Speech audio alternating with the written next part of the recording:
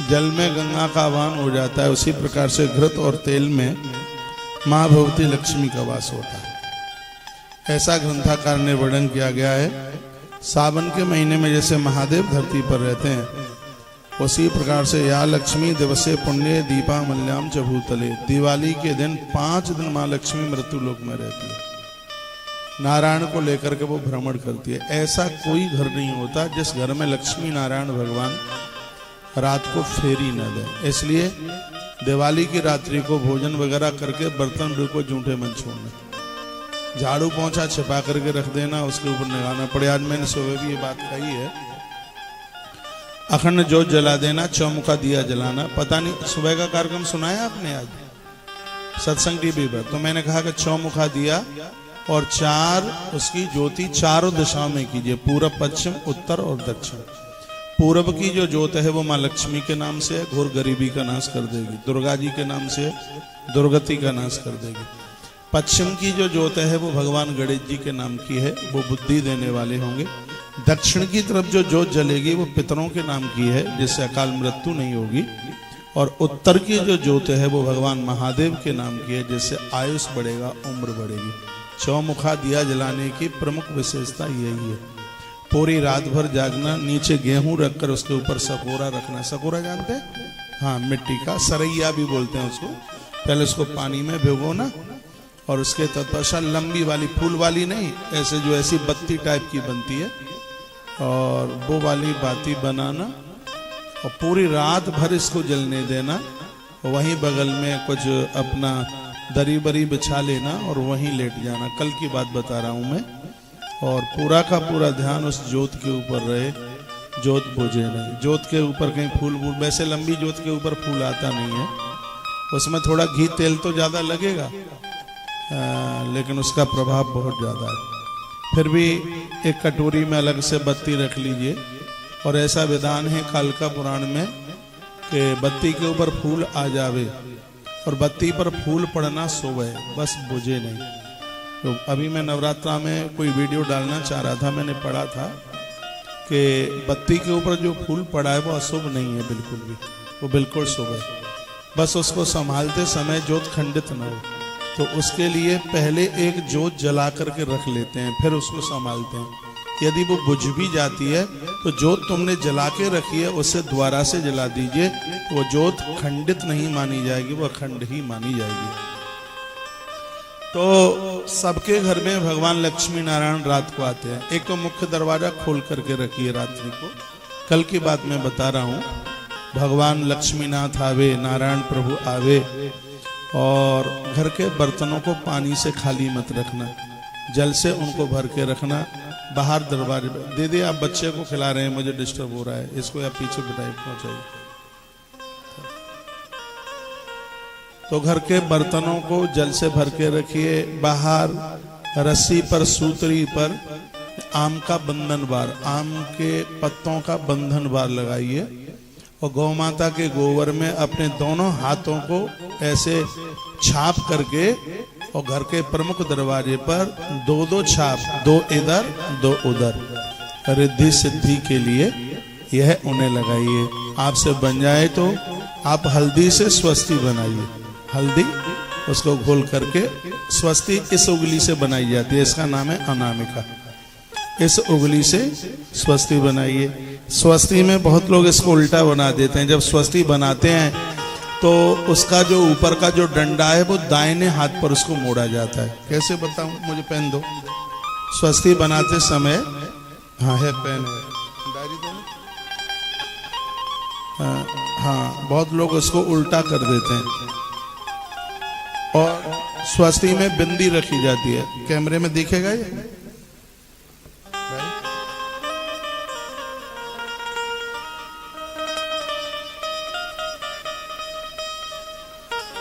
स्वस्ति ऐसे बनती है, यूं, यानी ऊपर का डंडा दाहिने हाथ पर मोड़ेंगे। बहुत लोग बाएं हाथ पर मोड़ देते हैं, उसको आप दाहिने हाथ पर मोड़िए और लाल रंग की रोली की उसमें अंदर टिपकी रखिए। हल्दी पूरी पूजा में 5 दिन हल्दी का आप जरूर प्रयोग कीजिएगा। भाई दूज में भाई को भी जब माथे पर उसके भाल पर तिलक किया जाता है, तो उसमें रोली और हल्दी, दही और गंगा जल, ये चीजें होती हैं। उसको मिला करके भाल के ऊपर, फिर ऊपर से उसमें चावल लगाया जाता है। नया वाहन, नई गाड़ी आप खरीदते हैं तो उसका भी हल्दी से ही पूजन होता है। गोवर्धन की पूजा तो हल्दी के बिना ही पूरी नहीं होती है। पहले पुरुष लोग पूजा कर लेते हैं, उसके बाद में माताएं हल्दी से पूजा करती हैं। और दिवाली के समय पर यदि आप रजत चांदी पूजते हैं तो वो बहुत ज़्यादा विशेष है, और यह पूजन माताओं के द्वारा होना चाहिए। बहुत जगह कहते हैं कि लक्ष्मी, वो तो नारी ही तो खुद में ही लक्ष्मी है, वो काय की पूजा करेगी। नहीं, माताओं को जरूर पूजन करना चाहिए। मैं पूरे देश की माताओं को कहूँगा, ये कार्यक्रम पौने 200 देशों में जा रहा है। मेरा आग्रह पूर्वक निवेदन है कि आप इन दिवाली के दिनों में रूठिए मत, आप झगड़िए मत, बिल्कुल कलह मत करना। आप प्रसन्न हैं तो ही दिवाली बढ़िया मुहूर्त में है, ठीक तब है जब आप प्रसन्न हैं। नहीं तो बहुत घर में पूजा के समय पर ऐसी स्थिति बन जाती है, बहनें रूठ जाती हैं, माताएं रूठ जाती हैं। बहुत तो फोन मेरे पास आते हैं, कहते महाराज जी घर वाली रूठ गई है, काय की दिवाली है। ऐसा बिल्कुल मत कीजिए। आपकी प्रसन्नता से ही घर में उत्कर्ष है, आपकी खुशी से ही घर में बरकत है। जिस घर में स्त्रियां रूठती हैं, यदि उस घर में कोई मौत भी हो जाए तो आश्चर्य मत मानना। माता कैकेयी रूठी, अयोध्या अनाथ हो गई। आपका मुस्कुराना ही अच्छा है, आपका प्रसन्न होना ही बहुत ज़्यादा अच्छा है। कल एक तुलसी का गमला भी, तुलसी का गमला दाहिने हाथ पर और बेलपत्र का गमला पूजा में बाएं हाथ पर रख करके पूजन करें। लक्ष्मी नारायण को पूजें। कल खील से, घोड़े से, घोड़ा बनते हैं ना, वो चीनी के बने हुए होते हैं, आप जानते हैं। और कल अपने घर की रसोई में जो बनाया है, रसोई में खीर, पूड़ी, ये सब चीजें बनाइए और उससे पूजन कीजिए। और एक बात और मैं अद्भुत कहना चाहूँगा आपको, एक तांबे के पात्र में, लोहा मन लेना, एक ताम्र पात्र में उपला गौ माता का गोबर का कंडा जलाइए या आम की लकड़ी उसमें रख करके, और तुलसी भी, आप तुलसी की बड़ी महिमा है, तुलसी की लकड़ियाँ भी उसके ऊपर रख करके और घी डालकर, उसमें थोड़ा कपूर डालकर, जब उसकी ज्योत ऊपर निकल करके आ जावे तो जो आपने अपनी रसोई में जो प्रसाद बनाया है, लक्ष्मी नारायण भगवान के नाम से भोग लगाइए। मंत्र मैं आपको बता देता हूँ। ओम ऐं क्लीं ह्रीं श्रीं महालक्ष्मी नमः। ये लक्ष्मी मैया का ये बड़ा अद्भुत मंत्र है। ओम लक्ष्मी नारायण अभ्याम नमः, ऐसा बोल करके और आप उसमें भोग लगाइए। और लड्डू गोपाल जी को मंदिर में रख करके जरूर उन्हें दिलाइए। यदि आपके घर लक्ष्मी नारायण की प्रतिमा है तो उनको भी आप स्नान करा करके और पूजन करें। दीपावली के दिन लक्ष्मी माँ धरती पर रहती है और गौसदनों में माँ का विराजना होता है। गौसदन, गौ जहाँ गैया बंधती है वहाँ पर लक्ष्मी माँ, वैसे भी लक्ष्मी माँ गैया के गोबर में तो उसका वास है। कथा इस प्रकार से आती है, भी कथा पद्म पुराण की है। बड़ी अद्भुत कथा है कि एक बार ऐसा हुआ, सभी देवताओं ने मंत्रणा की और कहा हमारे लिए एक निजी जगह चाहिए रहने के लिए, हम कहाँ रहें। महात्माओं ने कहा हम स्थान बता देते हैं, तो उन्होंने गौ माता के विग्रह को बता दिया। सुनिए, गौ माता के थनों में 7 समुद्र आके विराजित हो गए। गैया का जो ठाटा होता है वो महादेव वहां आकर के विराजित हो गए, और गौ माता की जिह्वा पर बासुकी नाग आके, और गौ माता के जो नथुना है उसमें देवताओं के वैद, जिनका नाम है अश्वनी कुमार, वो आकर के बैठ गए। गौ माता की आंखों में सूर्य और चंद्रमा आकर के बैठ गए। सभी देवी देवता सब आके बैठ रहे हैं, लेकिन 2 देवियां आने में देर हो गई, उन्हें थोड़ी लेट हो गई। एक थी माता गंगा और दूसरी थी लक्ष्मी। इन दोनों को आने में देरी हो गई। आप कहीं फंक्शन में जाएं तो आप तो हाल ही पेंट डाल के तैयार हो जाते हैं, माताएं कहते हैं 2 मिनट 2 मिनट 2 मिनट 2 मिनट क्यों, टाइम लग जाता है उन्हें आने में थोड़ा समय लग गया। तो मैया के पास आई, गैया मैया के पास, और इन दोनों ने कहा माँ हमें रहने को जगह चाहिए। थोड़ा धीमे बजाइए। मैया ने कहा तो मेरे पास कोई जगह नहीं है, सब देवताओं ने स्थान आकर के अपना सुरक्षित कर लिया। दोनों देवियां कहने लगी नहीं माँ हमें स्थान चाहिए। तो गौ माता ने कहा तो मेरे पास 2 ही चीजें बची हैं, और उसमें एक है मेरा गोबर और एक है मेरा मूत्र। गंगा जी ने कहा माँ आपके मूत्र में मुझे स्थान मिल जाए। गंगा जी गौ माता के गौमूत्र में बैठ विराजित हो गए। रह गया अकेला गोबर। गोबर को स्वीकार किया लक्ष्मी माता ने। जैसे ही लक्ष्मी मैया गोबर में बैठी उसी समय लक्ष्मी मैया की छाती से एक वृक्ष पैदा हो गया, उसी को बेलपत्र के नाम से जानते हैं। गैया के गोबर में से लक्ष्मी की छाती से बेलपत्र प्रकट हुआ। जो दिवाली की रात्रि को बेल के पत्ते या बेल की पूजा करेंगे उनके जीवन में कोई गरीबी नहीं रहेगी। भगवान नारायण का वरदान है। 108 बेलपत्र तीनों पत्तियों पर श्री लिख करके रात में पूजा के समय पर लक्ष्मी नारायण भगवान के ऊपर चढ़ाइए। बेलगिरी बाजार से मिल जाएगी, खरीद करके ले आना। मेरे पास है नहीं, मैं तुम्हें देके चला जाता। तो बाजार से ले आना आप बेलगिरी। रात्रि को सिंह लगन में हवन करना। वृषभ लगन में पूजा और सिंह लगन में हवन दिवाली के दिन बहुत बड़ी महिमा रखता है। हमने तुलसी तपोवन यूट्यूब चैनल पर सब वीडियो डाल रखी है। दिवाली की पूरी पूजा सामग्री सहित, कब कौन सा मुहूर्त है, कितने बजे से कितने बजे तक, सब डाल रखा है। आपको टाइम मिले तो आज ही उसको आप पढ़ लीजिएगा। आज छोटी दिवाली है, 14 दिए 14 नाम बोलने। क्या क्या 14 नाम हैं? उन 14 नामों का वर्णन किया गया है।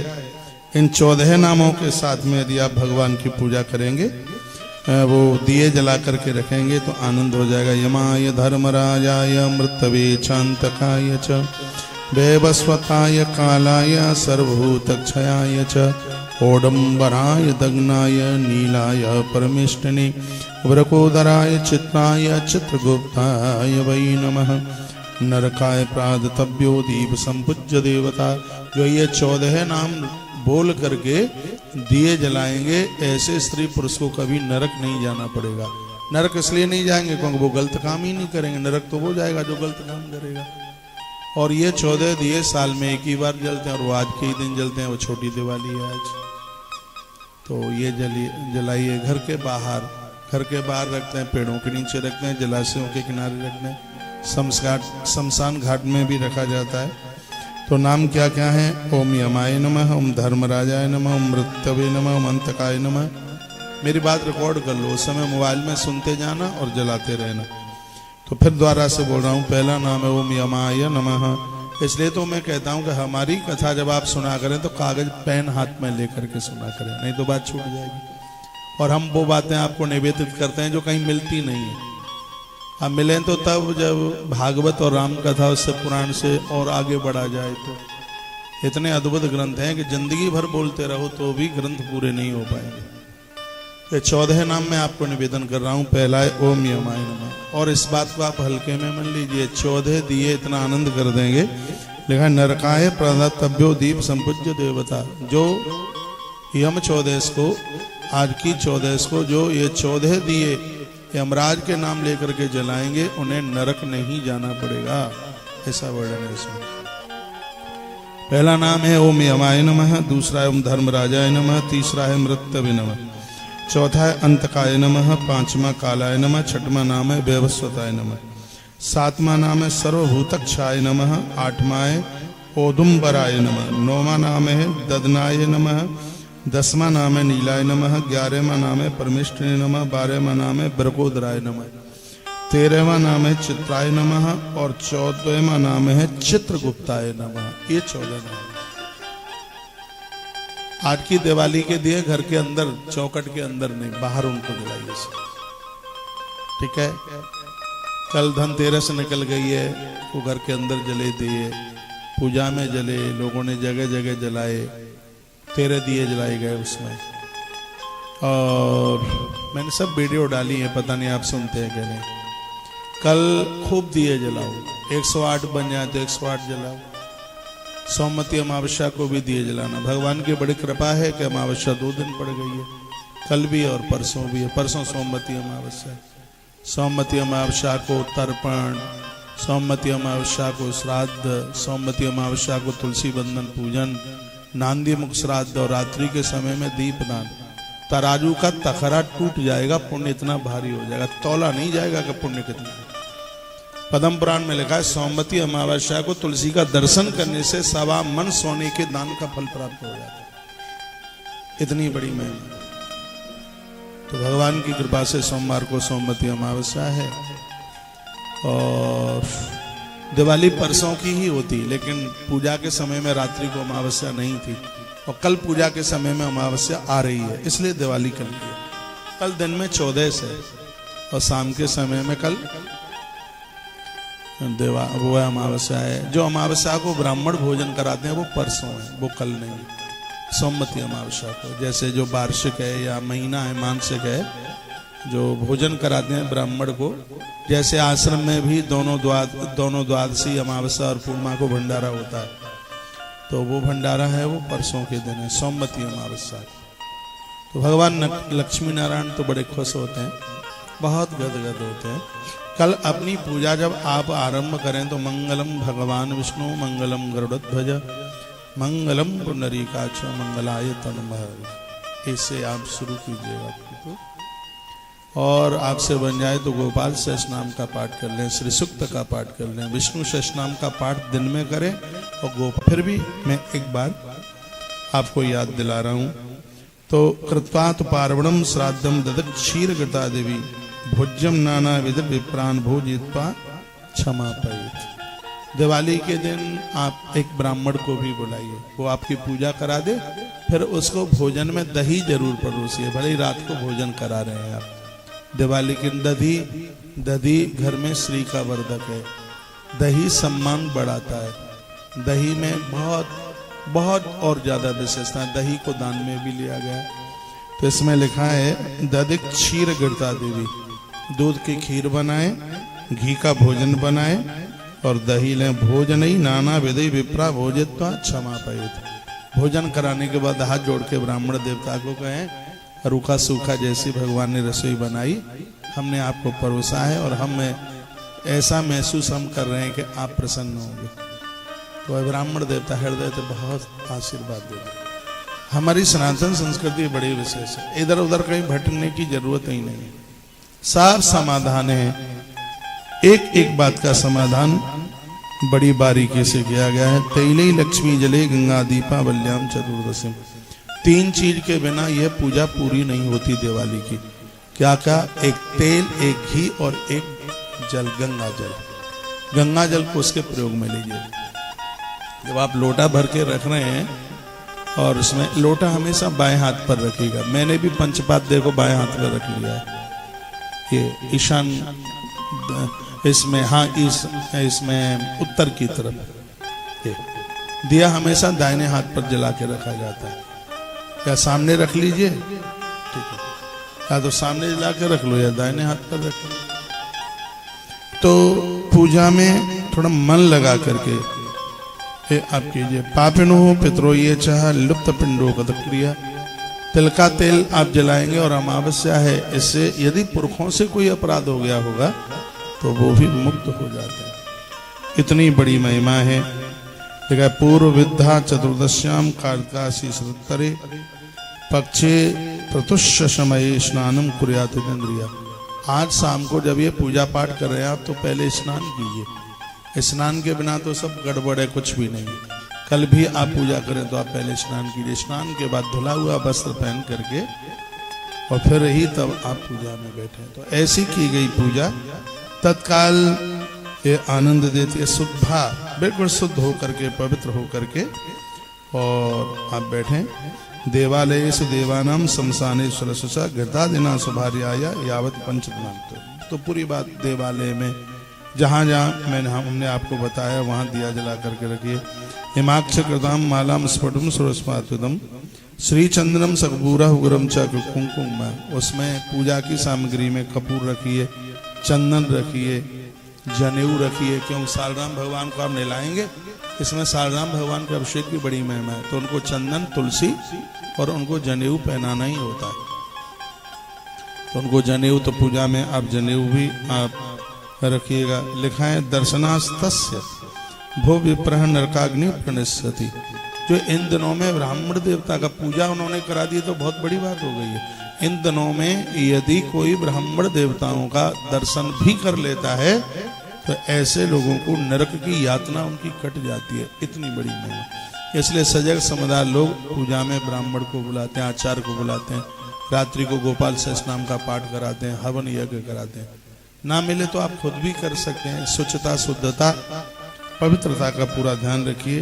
दीपदान, इसमें दियों की बहुत बड़ी महिमा। इस पूजा में ये तो सबको पता ही है कि प्रभु श्री राम जी आए तो दिए जलाए गए पूरे अवध में। तो वो एक उत्सव होता है जिसको कहते हैं दीपोत्सव। और फिर लक्ष्मी नारायण की पूजा क्यों होती है? इसलिए होती है जब सागर का मंथन हुआ तो सागर में से मां लक्ष्मी निकली, तो लक्ष्मी मैया ने नारायण के गले में माला डाली। तो एक बार से देखा जाए ये लक्ष्मी नारायण की मिलन की तिथि है। तो लक्ष्मी माता ने भगवान नारायण का वर्ण किया। लेकिन लोग पूजा खाली लक्ष्मी की करते हैं, लक्ष्मी की करते हैं तो लक्ष्मी मैया उल्लू पे बैठ के आती है, उल्लू बना के चली जाती है। लक्ष्मी नारायण की जब आप पूजा करते हैं तो माँ गरुड़ पर बैठ के आती है। और उस समय 2 हाथी इधर उधर खड़े होकर के माँ का अभिषेक करते हैं। एक हाथी इधर होगा, बहुत बड़ा उसके हाथ में कलश होगा, एक हाथी इधर होगा और वो माँ का अभिषेक होता है। कनक धारा, कल का दिन निकल गया है, कनक धारा का जिसमें बड़ा मातम्य था। मैंने कल अजमेर से ये बात कही थी, आपसे बन जाए तो श्री सूक्त से दिन में भगवान नारायण का दुग्ध से और माँ लक्ष्मी का घी से अभिषेक कीजिए। जैसे भगवान महादेव को दूध से नहलाया जाता है, अभिषेक होता है, ऐसे माँ लक्ष्मी का अभिषेक है वो घृत से होता है। ये बाजारू घी में तो रिफाइंड डालडा बाल्डा सब मिल करके आता है। इतनी तो तैयारी से पहले से रखा करो, कहीं से 10-5 लीटर दूध ले आओ, घर में ही उसका दही बनाओ और उसी में से मट्ठा में से वो क्रीम निकाल करके और घी निकाल कर पूजा पाठ के लिए इतना तो तैयार कर लिया करो, क्योंकि इसमें शुद्ध पवित्र घी की ही आवश्यकता है। दासंत में कार्तिक माणी मर्त्या व्योप प्रदीपम हरतुष्ट मित्र। जो कार्तिक के महीने में पड़ने वाली इस दिवाली को भगवान के लिए जो दिए जलाएंगे तो हरितुष्ट यत्रा, भगवान अति प्रसन्न हो जाएंगे। और जिसके ऊपर नारायण प्रसन्न हो जाएं, लक्ष्मी माँ उनके ऊपर कृपा ना करे ऐसा हो ही नहीं सकता कभी भी। तो ये भगवान नारायण को प्रसन्न करने वाली ये तिथि है, ये पावन तिथि है, भगवान ने बड़ी कृपा करी है। तो ऐसी तिथि में हमें और आपको कुछ अच्छा सा करने का सौभाग्य प्राप्त हो रहा है। श्यामो नारायणो देवो नाभि चक्र तथुन्य ही दीर्घ रेखाम समोपेता दक्षिण सुब्रन्मतः। भगवान को जिस समय वस्त्र पहना रहे हो तो भगवान के नाभि के ऊपर से एक रेखा गई है। लड्डू गोपाल जी को जब आप स्नान कराएं, स्नान के बाद में जब उन्हें आप वस्त्र पहनाएं तो भगवान की नाभि के ऊपर नाभि चक्रे तथुन्य श्यामो नारायणो देवे, दीर्घ रेखा भगवान के उदर के ऊपर एक बड़ी दिव्य रेखा है, उसका दर्शन कीजिए, भगवान के चरणों का दर्शन कीजिए। रेखांकितो द्वार दृष्टपानि, बहुत लोग तो अपनी दीवार पर उस रेखा को ऐसे कुमकुम रोली के द्वारा उसको वो बना देते हैं। वैकुंठम अभिन्नाय चक्र मेकम तथा ध्वजम, जो चक्र गोमती चक्र की पूजा करेगा, शंख की पूजा करेगा, ये समझ लो कि उन्होंने तो बिल्कुल वैकुंठ लोक का, भगवान के यहाँ पर वैकुंठ लोक का रिजर्वेशन करा लिया, ये समझ लीजिए। एक बात और मैं कहूँगा, पूजा में बैठने से पहले पंचगव्य लीजिए। लक्ष्मी नारायण की पूजा की चर्चा मैं आपसे कर रहा हूँ। पंचगव्य में 5 चीजें होती हैं। क्या क्या होता है? गौ माता का जितना दूध होता है ठीक उतना आधा दही होता है, जितना दही होता है उसका ठीक आधा घी होता है,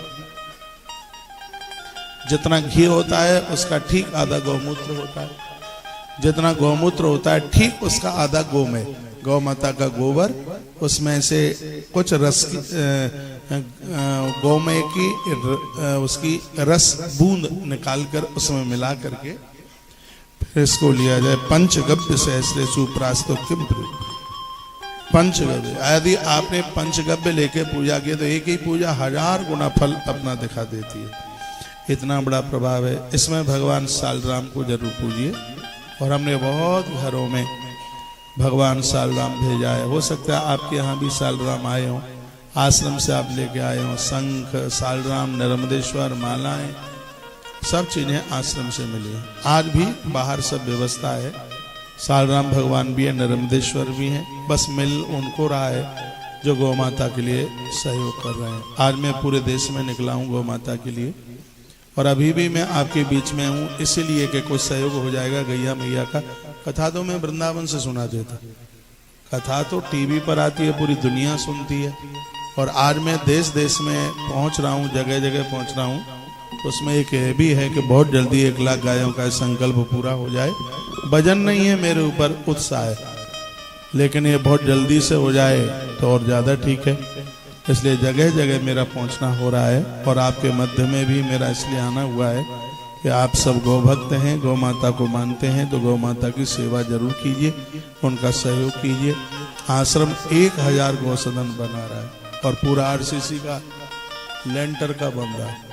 हो सकता है इससे भी अच्छा बन रहा हो, क्योंकि इसमें तो बीच में वो नहीं है, बीम पिलर नहीं है उसके, तो इतने मोटे मोटे पिलर हैं इसके तो। हाँ, चद्दर है ये। अब हमें क्या पता, अब हमें थोड़ी ही पता है, हमें तो ऐसा ही लग रहा था। तो 3 मंजिल की गौशाला बन रही है, 3 मंजिल की, नीचे गैया, फिर ऊपर गैया, फिर सबके ऊपर गैया। 1000 गौसदन बन रहे हैं। एक एक गौसदन में 100-100 गौ माता की, अभी मुझे ही बोलने दीजिए, एक एक गौसदन में 100-100 गायों की व्यवस्था की गई है, तभी तो 1000 गौसदन में 1 लाख गैया पूरी होगी। आज पूरा देश इस गौशाला के साथ जुड़ा हुआ है। लोग हमें भी बड़ा आदर दे रहे हैं, गैया मैया की कृपा से जहाँ पहुँचते हैं वहीं लोग बड़ा सम्मान करते हैं। आप भी सब लोग इस गौवंश के साथ जुड़ना। मैं आपको न्योता देने के लिए आया हूँ। 17 तारीख से 17 नवंबर से 27 नवंबर तक हम गोपाष्टमी महामहोत्सव मना रहे हैं। भले आप एक दिन के लिए आइए, आप आइए, गौ माता की पूजा कीजिए, परिक्रमा कीजिए, अपना तुलादान कराइए, गौदान कराइए, गौ माता के लिए किसी न किसी प्रकार का सहयोग, और बिहारी जी का दर्शन कीजिए। कार्तिक का महीना है, यमुना माँ का दर्शन, श्री वृंदावन में आना होगा, तो ये तो बहुत आनंद की बात है। एक बार इस गौशाला को भी देख के आइए। आपने दुनिया में बहुत गौशालाएं देखी होंगी, एक बार इसको भी देख लेना, मन मयूर नाचेगा। वर्तमान समय में दुनिया की पहली गौशाला बन गई है जिसमें देसी नस्ल की 19 नस्ल की गाय है, और एक भी गैया उसमें परदेसी नहीं है, एक भी जर्सी नहीं है, सगरी देसी गैया है।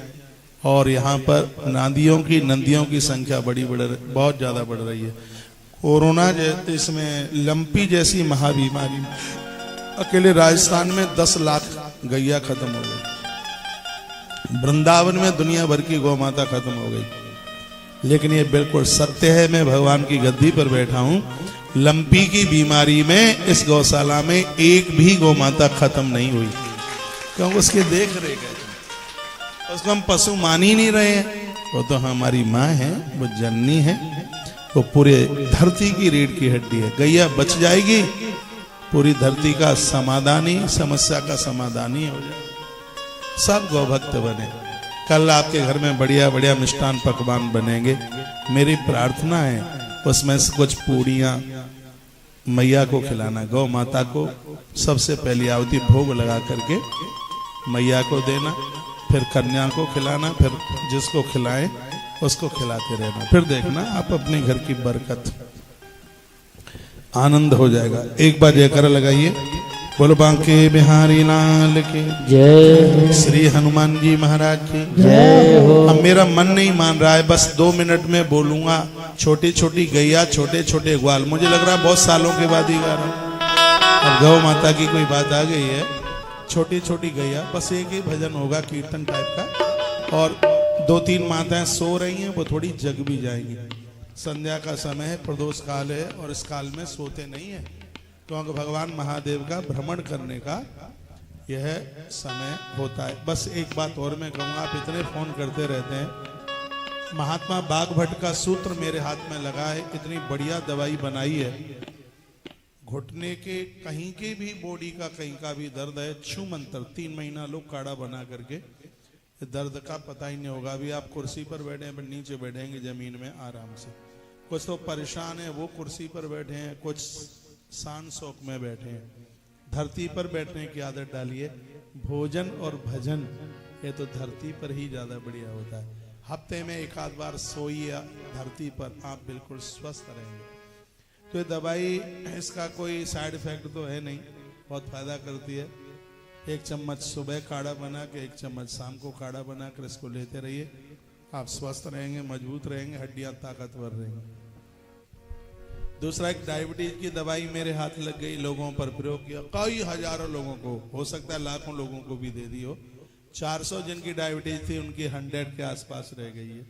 इतना बड़ा ये फॉर्मूला हाथ में लग गया, जिसमें हम पूरे देश की सेवा कर रहे हैं। दवाइयां दे करके तो तुम्हारे तन की सेवा कर रहे हैं, और कथा सुना करके तुम्हारी आत्मा की सेवा में लगे हुए। लोग स्वस्थ हो रहे हैं, आनंदोत्मग्न हो रहे हैं।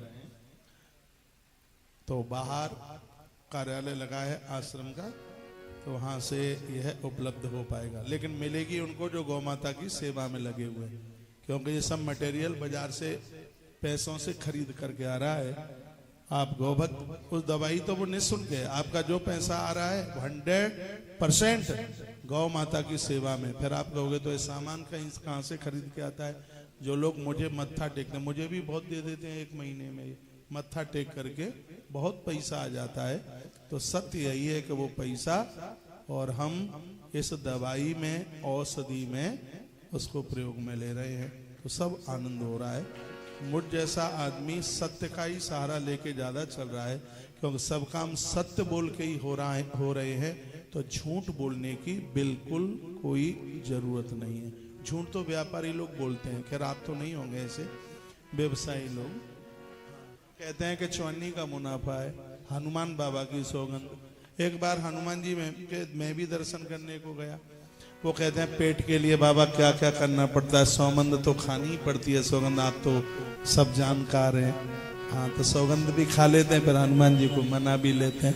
आइए 2 पंक्तियां, छोटी छोटी गैया, छोटे छोटे ग्वाल, छोटो सो मेरे, सिर्फ आधे मिनट के लिए। वो भी 2 माई पर मेरी निगाह पड़ गई सोते हुए, तो मैं थोड़ा उनको जगा दूं।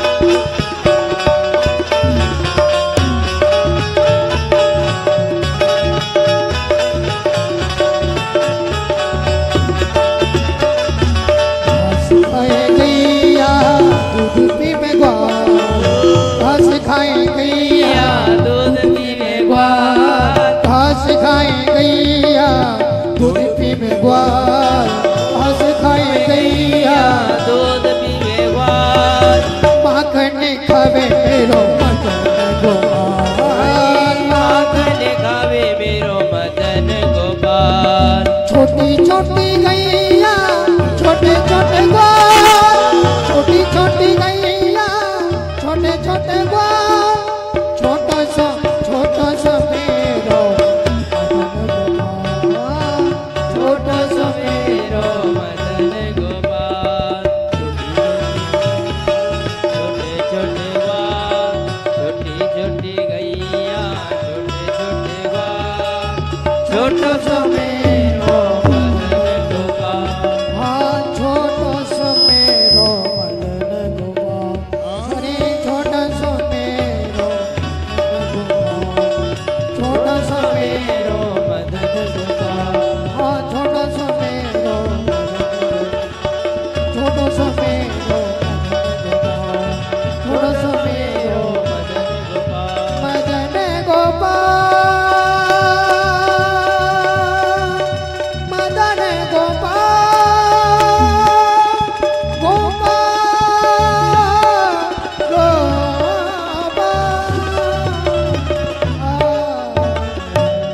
बोलिए बांके बिहारी लाल की जय हो।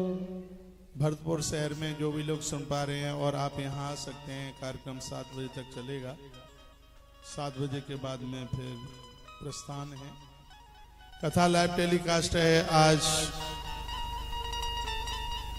रूप चतुर्दशी है, नरक चतुर्दशी भी लोग इसे बोलते हैं। तारीख हो गई है आज 11 नवंबर, दिवाली से एक रात पहले शाम के समय, और हम भरतपुर की पावन धरती से कुछ लक्ष्मी नारायण महात्म्य उनके ही बारे में कुछ चर्चा कर रहे हैं। इन दिनों में जिनकी पूजा की बड़ी महिमा है, बताते हैं जो हरि की पूजा करता है उसे रोजाना जगन्नाथ भगवान के दर्शन करने का फल प्राप्त होता है। ये बात एक बार और सुन लो, जो भगवान हरि की नारायण की पूजा करता है उसे नित्य जगन्नाथ भगवान के दर्शन करने का फल प्राप्त होता है। जगन्नाथ की क्या महिमा है? का कोटि जन्मार्जितई पापी मुक्ता यान्ति पराम गतिम सुभद्राम बलभद्रम च जगन्नाथ मनामय। जिसने अपने जीवन में जगन्नाथ भगवान का दर्शन किया है, सुभद्रा मैया, बलराम जी और भगवान श्री कृष्ण वही तो जगन्नाथ के रूप में है। तो कहा गया कि स्वयं मार्कंडेय जी ने कहा है कि ऐसे लोगों की कभी मृत्यु बिगड़ नहीं सकती जिन्होंने जगन्नाथ भगवान का दर्शन किया। रोज तो कोई जगन्नाथ जा नहीं सकते, तो क्या सुंदर बात कही गई। आप अपने घर पर ही नित्य नारायण के दर्शन कीजिए। सालराम भगवान को रख करके शंख के द्वारा उनका अभिषेक कराएं। और दिवाली में तो पूजन ही पूरा नहीं होता जब तक आप भगवान नारायण देव की पूजा नहीं करेंगे। तो कल दीपावली की रात्रि को आपने श्रीमन नारायण का आपने अभिषेक किया, तो सत्य तो यह है कि आप एक यात्रा करके आ गए, जगन्नाथ भगवान का दर्शन करके आ गए। आप पुरुषोत्तम क्षेत्र घूम करके आ गए। कोट जन्मार्जितई पापी, एक जन्म के नहीं करोड़ों करोड़ों जन्म के पाप भी जल करके राख हो जाते हैं तो लक्ष्मी नारायण भगवान का पूजन करते हैं। सालराम भगवान में सभी रूप समाहित हैं नारायण के। एक एक भगवान के जितने भी अवतार हुए हैं वो सबके सब भगवान सालराम में समाये हुए हैं। इसलिए आप भगवान सालराम की पूजा कीजिए अपने घर पर। अभी मैं सालराम भगवान के बारे में 4-6 श्लोक बड़े अद्भुत बोलूंगा। मैं थोड़ी लक्ष्मी नारायण भगवान की बात आपसे कर रहा हूँ। लिखा है, वर्णन किया कि ब्रह्म हत्या जैसे महापातक दूर हो जाते हैं जो भगवान हरि का बंधन पूजन करते हैं। मंत्र तो बहुत है नारायण के, लेकिन ओम नमो भगवते वासुदेवाय बड़ा अद्भुत मंत्र है। और गुरुमुख से इस मंत्र को सुनकर के भगवान का पूजन किया जाए। पद्म पुराण में तो लिखा है, नारायण के ऊपर जो भी कुछ चढ़ा रहे हैं, आपसे कुछ भी नहीं आता है तो सिर्फ ओम नमो भगवते वासुदेवाय ही बोल करके चढ़ा दीजिए, वही आपके लिए एक वेद का बहुत बड़ा मंत्र बन जाएगा। और ये मंत्र भी तो वेद ही वाक्य में से, ओम नमो भगवते वासुदेवाय। कल जब आप पूजा करेंगे तो इस मंत्र के ही द्वारा भगवान नारायण का वंदन पूजन करें। जो भगवान नारायण को पूजते हैं, जो भगवान नारायण का स्तवन करते हैं, धरती पर उनका पुनर्जन्म नहीं होता। तस्य नास्ति पुनर्जन्म संसारे सर्व दुःखदे। संसार के कष्टों से उसकी निवृत्ति हो जाती है। धरती पर द्वारा जन्म लेने के लिए वो आता ही नहीं, उसकी मुक्ति हो जाती है। उसका उद्धार हो जाता है। तस् नास्ति पुनर्जन्म संसारे सर्व दुख दे, वो संसार के सभी दुखों से बच जाता है। आप जन्म पत्रियां ले लेकर के घूम रहे हैं, हस्तरेखा दिखा रहे हैं। मैं देखता हूँ रेल के डिब्बे में कोई पंडित जी बैठे हों, जरा हमारा हाथ देख दीजिए, इसमें क्या है, हमारा हाथ देख दीजिए। आप हस्तरेखा के ऊपर ज्यादा विश्वास रखते हैं, आप कर्मों के ऊपर विश्वास रखिए। देवी देवताओं की पूजा करने से मानसिक विचार बढ़िया रहते हैं, और जब मानसिक विचार अच्छे रहते हैं तब ही हम अच्छे कर्म कर सकते हैं। और जब हम अच्छे कर्म करेंगे तो जीवन में दुख नाम की कोई चीज ही नहीं होगी। किसी ने कहा कि पांडव तो भगवान के इतने बड़े भक्त थे तो उनको 12 वर्ष का वनवास कैसे मिल गया। हमने कहा भक्त तो थे, लेकिन द्रौपदी जैसी नारी क्या दाव लगाने के लिए होती है? आप दुष्टर हैं तो क्या आप जुआ खेलने के लिए? क्या जुआ अन्याय में नहीं है? क्या जुआ अपराध में नहीं है? क्या जुआ गलत काम में नहीं है? क्या तुमने कृष्ण को पूछ करके जुआ खेला था? क्या जिस समय तुम जुआ खेल रहे थे वैसे तो तुम हर बात में कृष्ण को याद करते थे, लेकिन महाभारत में वर्णन है कि जिस समय जुआ खेलने के लिए युधिष्ठिर गए, इन्होंने आसपास कहीं भी इनमें से 5 में से किसी ने भी कृष्ण का आह्वान नहीं किया। नहीं तो जिस समय दुर्योधन ने कहा था कि मेरे फांसे शकुनी डालेगा, उस समय युधिष्ठिर भी कह देते कि तेरे फांसे मामा शकुनी डालेगा तो मेरे भी फांसे द्वारका का कृष्ण डालेगा। आप बताइए, ये दिन देखने के लिए मिलते, लेकिन वो गलती कर गए थे। तो इसलिए 12 वर्ष का वनवास और 13वें साल का अज्ञातवास उन्हें झेलना पड़ा। सीधी सी बात है, जिस समय तुम ईश्वर से मुंह मोड़ लोगे, हम हो आप हो कोई भी हो, दुखों के अलावा और कुछ हो ही नहीं सकता। निष्काम भाव से उनसे जुड़िए। निष्काम भाव से जुड़ने का मतलब है बिल्ली के बच्चे की तरह साधना करो। बच्चे भी 2 हैं, एक बंदरी का बच्चा, एक बिल्ली का बच्चा है, और दोनों बच्चों में बड़ा अंतर है। भक्ति भी 2 तरह की होती है, एक निष्काम भक्ति और एक सकाम भक्ति। जो निष्काम भक्ति है वो बिल्ली के बच्चे की तरह, और जो सकाम भक्ति है वो बंदर के बच्चे की तरह। जैसे बंदरिया अपने बच्चे को लेके चलती है तो बच्चा ही उसका पेट पकड़े हुए होता है, और जब छूटा तो गिरेगा तो कमर ही सीधे टूटेगी। तो बंदर का बच्चा यानी है सकाम भक्ति, मांगने वाली भक्ति, हमें ये भी दे दो, ये भी दे दो, ये भी दे दो। एक बिल्ली का बच्चा है, वो माँ को नहीं पकड़ता, मैया ही उसको अपने थूतरे में मुंह में उठा उठा करके चलती है। जिन्हें भगवान से कुछ चाहिए नहीं, बस भगवान से प्रीति के लिए उनका भजन करते हैं, तो ऐसे भक्तों को भगवान उठा उठा करके लेकर के चलते हैं। ये निष्काम भक्ति है। ईश्वर से भगवान को एक कड़ी मुझे बहुत अच्छी लगती है, तेरा तुझको अर्पण क्या लागे मेरा ओम जय जगदीश हरे। लेकिन लोग तो इतने चतुरा हैं, इतने चालाक है, कहेंगे सुख संपत्ति घर आवे, कष्ट मिटे तन का, और जो ध्यावे हम इसलिए ध्यावे क्योंकि फल पावे, इसलिए हमें आपसे फल चाहिए। और कितना वो बोलता है उसमें, जो लाइन पहले बोलनी चाहिए वो सबके बाद में बोलता है। बूढ़ा होता है, पोपला होता है, सबके बाद में विषय बेकार मिटाओ, फिर कहता है पाप हरो देवा। इसके बाद तो आरती नहीं है आगे, आरती इसके बाद का है। जीवन का सबसे अंतिम यदि साधना और आराधना है ये आरती, बहुत विचार करके लिखी गई। इसके आगे कोई आरती की कोई पंक्ति नहीं है, कोई कड़ी नहीं है। क्या विषय विकार मिटाओ, संसार से मांगे मिट गई हैं, वासना मिट गई है, श्रद्धा बढ़ रही है, और संत गुरुजनों की सेवा मिल गई है। इससे बड़ी और उपासना साधना नहीं है। विषय विकार मिटाओ, पाप हरो देवा, श्रद्धा भक्ति बढ़ाओ, संतन की सेवा, ओम जय जगदीश हरे। तो ईश्वर से आप क्या दुनिया की चीजें आप मांगते हैं, भगवान से भगवान को मांग लीजिए। तस्य नास्ति पुनर्जन्म संसारे सर्व दुख दे। ये श्लोक मुझे इतना बढ़िया लग रहा है। जो भगवान की पूजा करेगा, लक्ष्मी नारायण को पूजेगा, गौरी शंकर को पूजेगा, उसके जीवन में कभी कष्ट नहीं रहेगा और धरती पर उसका पुनर्जन्म नहीं होगा। भगवान उसका कल्याण कर देंगे। आज मैंने काफी बातें आपके बीच में कही हैं। महास्नानम प्रश्यंती, जब आप स्नान करके पूजा करते हैं तो सभी पाप जल जाते हैं। स्नान की बड़ी महिमा है, स्नान के बिना पूजा में नहीं बैठ सकते। नहाना अपना एक भारतीय तो है जहां पर स्नान को 16 उपचारों में जोड़ा गया, भगवान को स्नान कराया जाता है। भगत स्नान करके बैठता है बिना स्नान। इसलिए इस पद्म पुराण में एक बड़ा श्लोक सुंदर है, उसमें लिखा है सहस्रम स्नान माचरित 1000 काम करने से पहले नहाइए, स्नान कीजिए। 1000 काम बाद में, स्नान पहले। आप स्वस्थ रहेंगे। स्नान करने से जठर खुलता है, जठर में अग्नि जलती है और फिर आप खाते हैं तो वो पचता है। पेट में गैस इसलिए बनती है क्योंकि बिना नहाए बिस्किट खाते हो, बिना नहाए आप चाय पीते हो, बिना नहाए पूरा कलेऊ कर लेते हो, खा लेते हो बिना नहाए पूरा। पचता तो है नहीं, वो वहीं सड़ता रहता है। आप गाड़ी की सर्विस मत कराइए, जला हुआ तेल भी उसी में ही पड़ा रहने दो और ऊपर से भी उसमें ही पटकते रहो तो इंजन बैठ जाएगा। तो इंजन तो लोगों का बैठ ही रहा है। जो रात को भर लिया है वो तो खाली हो नहीं रहा है, कूच कूच करके फिर भर रहे हैं उसको। तो खट्टी खट्टी डकारें भरते रहते हैं। तो ऐसा क्यों कर रहे हैं? तो इसलिए नहीं पच रहा है क्योंकि नहाते तो है नहीं। सूर्य किरणें ऊपर से नीचे उतर के आ जाएंगी बहुत ज्यादा। उस समय यदि आप नहाते हैं तो 3 चीजें पनप जाती हैं जिनका नाम है बात, पित्त और कफ। ये तीनों ही बीमारी के साधन है। बात बढ़ जाएगा तो आपका मोटापा बढ़ जाएगा, कोलेस्ट्रॉल बढ़ जाएगा, अटैक जैसी सब बीमारियां हो जाएंगी बात के बढ़ने से। उसमें मोटापा ही तो बढ़ता है बात में। तब होता है जब भोजन पचता नहीं है, खट्टी डकारें आती रहती हैं।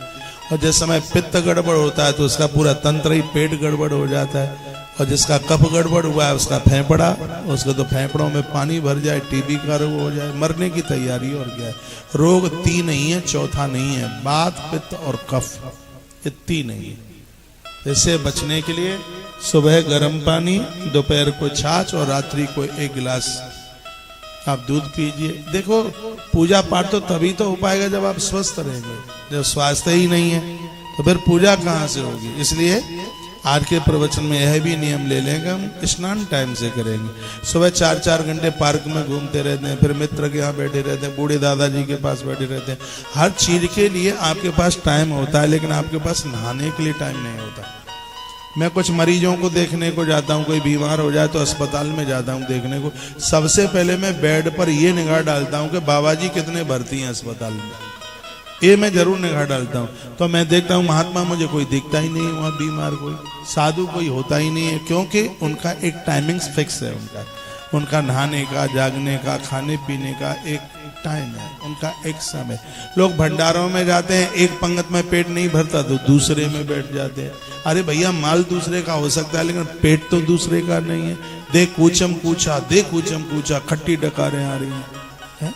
बिल्कुल पेट नाक तक भरा है तो भी गुलाब जामुन दे करके और मुंह में पानी आ गया है और चटका दिए दो। डायबिटीज, एक मुसक्का भर करके टेबलेट भी खा रहे हैं और मीठा भी खा रहे हैं, और फिर कहते हैं डायबिटीज हो रही है। फिर ये भी कह रहे हैं कि डायबिटीज भी हो रही है। जीभ इतनी लोलुप है कि जीभ तो कंट्रोल में है नहीं। कथा कहती है अपनी 3 बातों के ऊपर बहुत ध्यान रखिए, जागने का समय, सोने का समय और खाने का समय। इसको मजबूत कीजिए, परिपक्व कीजिए। भरतपुर के लोग मेरे ही निवेदन पर कल से ही सूर्य की किरणें निकले उससे पहले आप स्नान शुरू करना शुरू कर दिए। आपकी दवाई ना छूट जाए तो मैं चैलेंज के साथ ये बात कह रहा हूँ।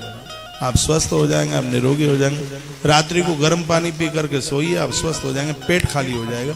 भुना हुआ चना गुड़ के साथ खा के और 1 गिलास गर्म पानी पी लो। सुबह बिस्तर छोड़ करके भागना पड़ेगा, नहीं भागोगे तो बिस्तर पर ही सब कुछ गड़बड़ कर दोगे फिर आप। हाँ, इसलिए भागना ही पड़ेगा। आप करके देखिए, हमने तो लोगों के ऊपर इसका प्रयोग किया। आप स्वस्थ रहेंगे तभी तो पूजा पाठ है। और कल जब पूजा में आप बैठे, जब कल आप पूजा में बैठे, घंटे भर बैठोगे, कितनी देर बैठोगे, इसी ग्रंथ में लिखा हुआ है। यदि पूजा के बीच में पेट खराब हुआ और पूजा छोड़ करके आप लेट बात के लिए गए, आप टॉयलेट के लिए गए, तो इस ग्रंथ में लिखा है कपड़ों सहित स्नान करना पड़ेगा, तब ही वो फिर द्वारा पूजा में बैठने के लायक होगा। यही तो हमारी भारतीय मूल संस्कृति है, ये सबको पता नहीं है। और ऐसा बहुत बार होता है, पूजा में बैठे, मैं बाथरूम की नहीं कर रहा, मल त्यागने की बात कर रहा हूँ। पूजा के बीच में से खड़े होके गए तो भगवान से तो माफी मांगनी पड़ेगी। कल मैंने एक प्रदोष में वीडियो डाली है और हो सकता है आपने सुनी हो। पूजा के बीच में से ही खड़ा होकर चला गया, राजा यवनों के द्वारा मारा गया। महादेव की पूजा, भगवान के अभिषेक वगैरह है तो पूजा में से बीच में से जा ही नहीं जाता। यदि जाते हैं तो भगवान से अनुमति लेकर और मल विसर्जन के बाद जो कपड़ा पहने हैं उन कपड़ों के सहित ही पूरा नहाना पड़ता है। उसके बाद वस्त्र चेंज करके बदल के फिर तब पूजा में आकर के बैठ सकते हो। ये तब होता है जब खान पान ठीक नहीं है। बहुत लोगों का पेट ही हदम गड़बड़ रहता है। स्वस्थ व्यक्ति की 3 निशानी है, तलवा हो गरम, पेट हो नरम, माथा हो ठंडा। ये उसकी स्वस्थता का प्रतीक है। दो चीजें पेट से पैदा होती हैं, एक है बीमारी और एक है बेईमानी। ये दोनों पेट से पैदा होती है। बीमारी भी पेट से और बेईमानी भी पेट से। इसलिए पेट को ठीक ठाक रखिए तो बेईमान भी ना बने और बीमार भी ना बने। पेट को ठीक रखिए, और पेट ठीक तब रहेगा जब आप ठीक से खाएंगे, समय से खाएंगे, स्नान का ध्यान रखेंगे। महास्नानम पापम प्रपश्यति प्रणश्यति। जो स्नान आप करते हैं इससे अपराध समाप्त होते हैं, इससे पाप नष्ट होते हैं। हमारी भारतीय सनातन संस्कृति में स्नान की बड़ी महिमा है। मुझे पता है कि कल आप शाम को पूजा में बैठेंगे, बच्चों से लेकर के बूढ़ों तक सब स्नान कीजिए। सुबह सब स्नान कर लेते हैं। आप गृहस्थी लोग हैं, आपकी आदत में ही नहीं है, और हम लोग बिना नहाए बैठते नहीं। कल सब दिन में आप लेट बाथरूम के लिए गए होंगे, 10 बार तो बाथरूम के लिए गए होंगे। वो बाथरूम करते हुए 1000 छींटे तुम्हारे कपड़ों के ऊपर पड़े बाथरूम में। बहुतों को तो इतनी बुरी आदत है, खड़े खड़े दीवार के सारे बाथरूम करते हैं, तो छींटे पड़ेंगे कपड़ों के ऊपर। इसमें शुद्धता की बहुत ज्यादा जरूरत है, इसमें स्वच्छता की जरूरत है। हल्दी लगाने से पूजा हो जाए, सिर्फ दिया बाती करने से पूजा हो नहीं, इसमें स्वच्छता की जरूरत है, इसमें पवित्रता की जरूरत है। दिन भर जो कपड़े पहन करके रहे हो वो रात को पूजा में मत पहनिए। उन्हें कपड़ा चेंज कीजिए, कुर्ता पजामा पहनिए। वो आनंद हो जाए कल आप धोती कुर्ता पहन लें, तो नहीं हो तो बाजार से ले आना। इतनी चीजें लेकर के आते हो, मोटरसाइकिल ला रहे हो, गाड़ी लेके आ रहे हो, तो एक धोती भी ले आओ। धोती कुर्ता पहन करके फिर वीडियो फोटो मुझे भेजना, नंबर मैं दे देता हूँ 9219512704 92 195 12 704। इस पर फोटो भेजिए, फिर हम टीवी पर चलाते हैं आपकी फोटो, टीवी पर दिखाएंगे। भारत का गौरव जिंदा बना रहे। बेटियां भी जींस की पैंट पहन करके पूजा में नहीं बैठेंगे, ढीले ढाले कपड़े पहन करके, गले पर कंधे पर चुन्नी रखकर, माथे पर तिलक लगा करके, ये लगे कि भारतीय माता पिता की औलादें संतान है। ऐसा लगे कि हम औलाद अंग्रेजों की नहीं है, हम ऋषि परंपरा में जन्मे हुए हैं। इस बात का आभास होना चाहिए पूरे देश में। कल खुशी और प्रसन्नता के साथ में कल की दिवाली मने। आप अपने दिवाली के इस पूजा में 5 देवताओं को रखना, लक्ष्मी नारायण को रखना। मैं आज दौसा में बोल रहा था, किसी ने मुझे पूछा कि महाराज जी लक्ष्मी मैया कौन सी लेके आ, मैं खड़ी वाली के बैठी वाली? तो पहले तो मैं समझ ही नहीं पाया, तो मैंने उनको ये अर्थ पूछा कि आप पूछना क्या चाह रहे हैं। कहा किसी ने कहा कि खड़ी वाली लेके आओगे तो वो बैठेगी नहीं, वो चली जाएगी, रुकेगी नहीं, और बैठे वाली लेकर के आओगे तो हमेशा के लिए बैठी रह जाएगी। मैंने कहा तो लक्ष्मी मैया विकलांग है क्या, है कि बैठ गई है कि उससे खड़ा होते नहीं बनेगा? अरे लक्ष्मी तो वहां टिकती है जहां पर विचार बढ़िया है, जहां मन शुद्ध है, पवित्रता है, चरित्र आचरण बहुत बढ़िया है। जिस घर में नारी को त्रिषित नहीं किया जाता, अपमान नहीं किया जाता, उस घर में लक्ष्मी हमेशा के लिए बैठती है। नहीं तो फिर तुम बैठी वाली ले आओ तो भी खड़ी होकर के वो चली जाएगी, क्योंकि मैया विकलांग थोड़े ही है कि वो बैठी रह गई कि उससे खड़ा नहीं होते बनेगा। तो आज मैंने भरतपुर में बात यहीं से आरंभ करी थी कि नारी का अपमान मत कीजिए। नारी से घर में समृद्धि बढ़ती है, नारी से ही घर में वैभव बढ़ता है। और मैं यह निवेदन करूंगा, यदि आपके घर की बहू पियर चली गई है तो उसको कल लक्ष्मी नारायण पूजा से पहले बुला लीजिए। ये घर की महालक्ष्मी है। और मैं तो बहुत बार कहता हूँ, ये वर्ष का एक ऐसा त्योहार है, इसको आप अपने घर मनाइए, सबके बीच में मनाइए, भाइयों के साथ मनाइए। भले ही चूल्हा चौका अलग हो गया है, ये देश की जितनी भी देवरानियां हैं सब जेठानी और सास का चरण छू करके आशीर्वाद लें। और जितनी भी जेठानियां हैं अपनी देवरानी को कंठ से लगा करके उसके ऊपर लाड़ करें। अगली दिवाली आएगी, देखना क्या दमक होगी तुम्हारे घर में, क्या चमक होगी, कितनी खुशियां होंगी। माँ अति प्रसन्न हो जाएगी। खड़ी है मैया के बैठी है, कोई इससे फर्क नहीं पड़ता, फर्क पड़ेगा आपके विचारों से। आप घर में कलह तो नहीं कर रहे हैं, आप घर में झगड़ा तो नहीं कर रहे हैं। कभी कभी तो ऐसा होता है कि जॉइंट फैमिली होती है, हमने देखा है घर में कुछ पायल पूजी गई थी, कुछ गले के हार, कुछ और भी चीजें, सोने चांदी की चीजें पूजी गई। तो सुबह देखा गया देवरानी का हाथ लग गया, उसने चोरी कर ली, जेठानी का लग गया तो उसने चोरी कर ली। दिवाली पर माथे फूटने लगे, सो सब के सब महाराज FIR करने लगे, पुलिस दबस लगाने लगी। ऐसी दिवाली होती है, ऐसी दिवाली। अरे ईमानदारी तो एक दमकते हुए 1000 मनके की माला में एक हीरे की तरह है। तो ये कल की जो दिवाली है, लक्ष्मी नारायण की जो पूजा है वो बड़ी अद्भुत है। आपसे बन जाए, भरतपुर की मंडी में मिल जाए तो कुछ कमल के फूल ले आना, कमल के फूल, और उसको आप भगवान के चरणों में चढ़ाना, उनसे पूजा करना। यदि आप कल हवन करें, यज्ञ करें, आम की लकड़ी पर घी में मिला करके कमल के फूल से आप लक्ष्मी नारायण भगवान के लिए आहुति डालना। सूखा फूल कभी आग में नहीं डाला जाता, जिससे घर की बरकत श्रीहीन हो जाती है। और यदि घी में डुबो करके आप आहुति डालते हैं तो इससे आपकी श्री की बरकत होगी। अपने आप दुकान ऑफिस में जरूर जाए, जरूर उसका पूजन करें, दिया जला करके आए। इसमें दिए की बहुत बड़ी इसमें प्रमुखता है। वैसे ही हर बार आप रोज अलग अलग आप भोजन रोज अलग अलग करते हैं, लेकिन कल की आपके घर में पंगत ऐसे होवे पूजा के बाद जैसे आश्रमों में होती है, क्यों ऐसे लंबे बैठे और बच्चों को भी बिठाएं और पंगत बना करके और फिर कल का आप प्रसाद में भोजन ले। और कल शाम को आप कच्चा भोजन मत कीजिए प्लीज, नहीं पछता है तो भी मत कीजिए। दाल भात ना खाएं शाम को। कल आप पक्का भोजन लीजिए, पूड़ी बनाइए, खीर बनाइए। और खीर की बड़ी महिमा है, क्योंकि माँ लक्ष्मी को मिष्ठान में खीर बहुत प्रिय है। इसलिए दुर्गा सप्तशती में जो चौथा अध्याय है ना, चौथा अध्याय दुर्गा सप्तशती का माँ लक्ष्मी का ही है। और चौथे अध्याय के स्तुति प्रकरण में खीर की ही आहुति डाली जाती है। एक मैं कथा आपको सुना दूं। एक किसी राजा ने 12 वर्ष का लक्ष्मी नारायण यज्ञ का संकल्प लिया।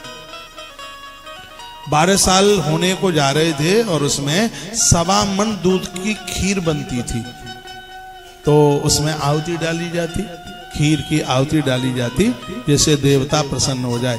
एक दिन इतने प्योर निपनिया दूध की खीर बनी, 1000 ब्राह्मण बैठे थे वहां पर उस यज्ञ में, तो उनकी जीभ पर पानी आ गया। उन्होंने कहा खीर इतनी बढ़िया, निपनिया दूध जानते हैं बिना पानी वाला, तो कहा कोई बताना मत राजा को। तो उन्होंने वो सिगरी खीर खा ली, 1.25 मन दूध की खीर ब्राह्मण खा गए। और ब्राह्मण खा गए और किसी को बताई नहीं बात। इधर क्या हुआ कि जैसे ही आधी रात्रि हुई तो राजा के कच्छ में भगवान नारायण प्रकट हो गए। भगवान नारायण, सत्य घटना है ये, भगवान नारायण प्रकट हो गए। राजा एकदम खड़ा हुआ, कहा प्रभु आप, भगवान मेरा प्रणाम स्वीकार कीजिए। तो भगवान ने कहा हम तुम्हारे ऊपर बहुत ज्यादा प्रसन्न है, तूने इतने वर्षों से खीर की आहुतियां डाली हैं, हम प्रसन्न थे, लेकिन तृप्ति तो हमें आज मिली है कि 1000 ब्राह्मणों के पेट में खीर पहुंची है, हम खुश हो गए, प्रसन्न हो गए। क्या हुआ भगवान, आप क्या कह रहे हैं? अरे आज उन्होंने यज्ञ में खीर नहीं, आज उन्होंने अपने कुंड में खीर डाल ली। उनका मन हो रहा था खीर खाने का और उन्होंने खीर खाई है और मैं अति प्रसन्न हो गया हूँ। कहा हवन में तुमने खीर डाली, उससे लक्ष्मी प्रसन्न हुई है, और ब्राह्मण के पेट में खीर गई है, उससे नारायण प्रसन्न हुआ है। ये भगवान बोल गए, ये भगवान ने कही। और एक कहकर भगवान प्रकट अंदर ध्यान हो गए। और सुबह ही सुबह राजा स्नान करता हुआ सीधा हवन कुंड की तरफ भागा। का गलती हो गई, ब्राह्मण को खीर नहीं मिली, मुझे तो आज पता चला। और राजा पहुंचा यज्ञ कुंड में, ब्राह्मणों को लगा कि कोई चुगल लग गया, सो राजा सुबह ही सुबह आ गया। आज आफत आ गई।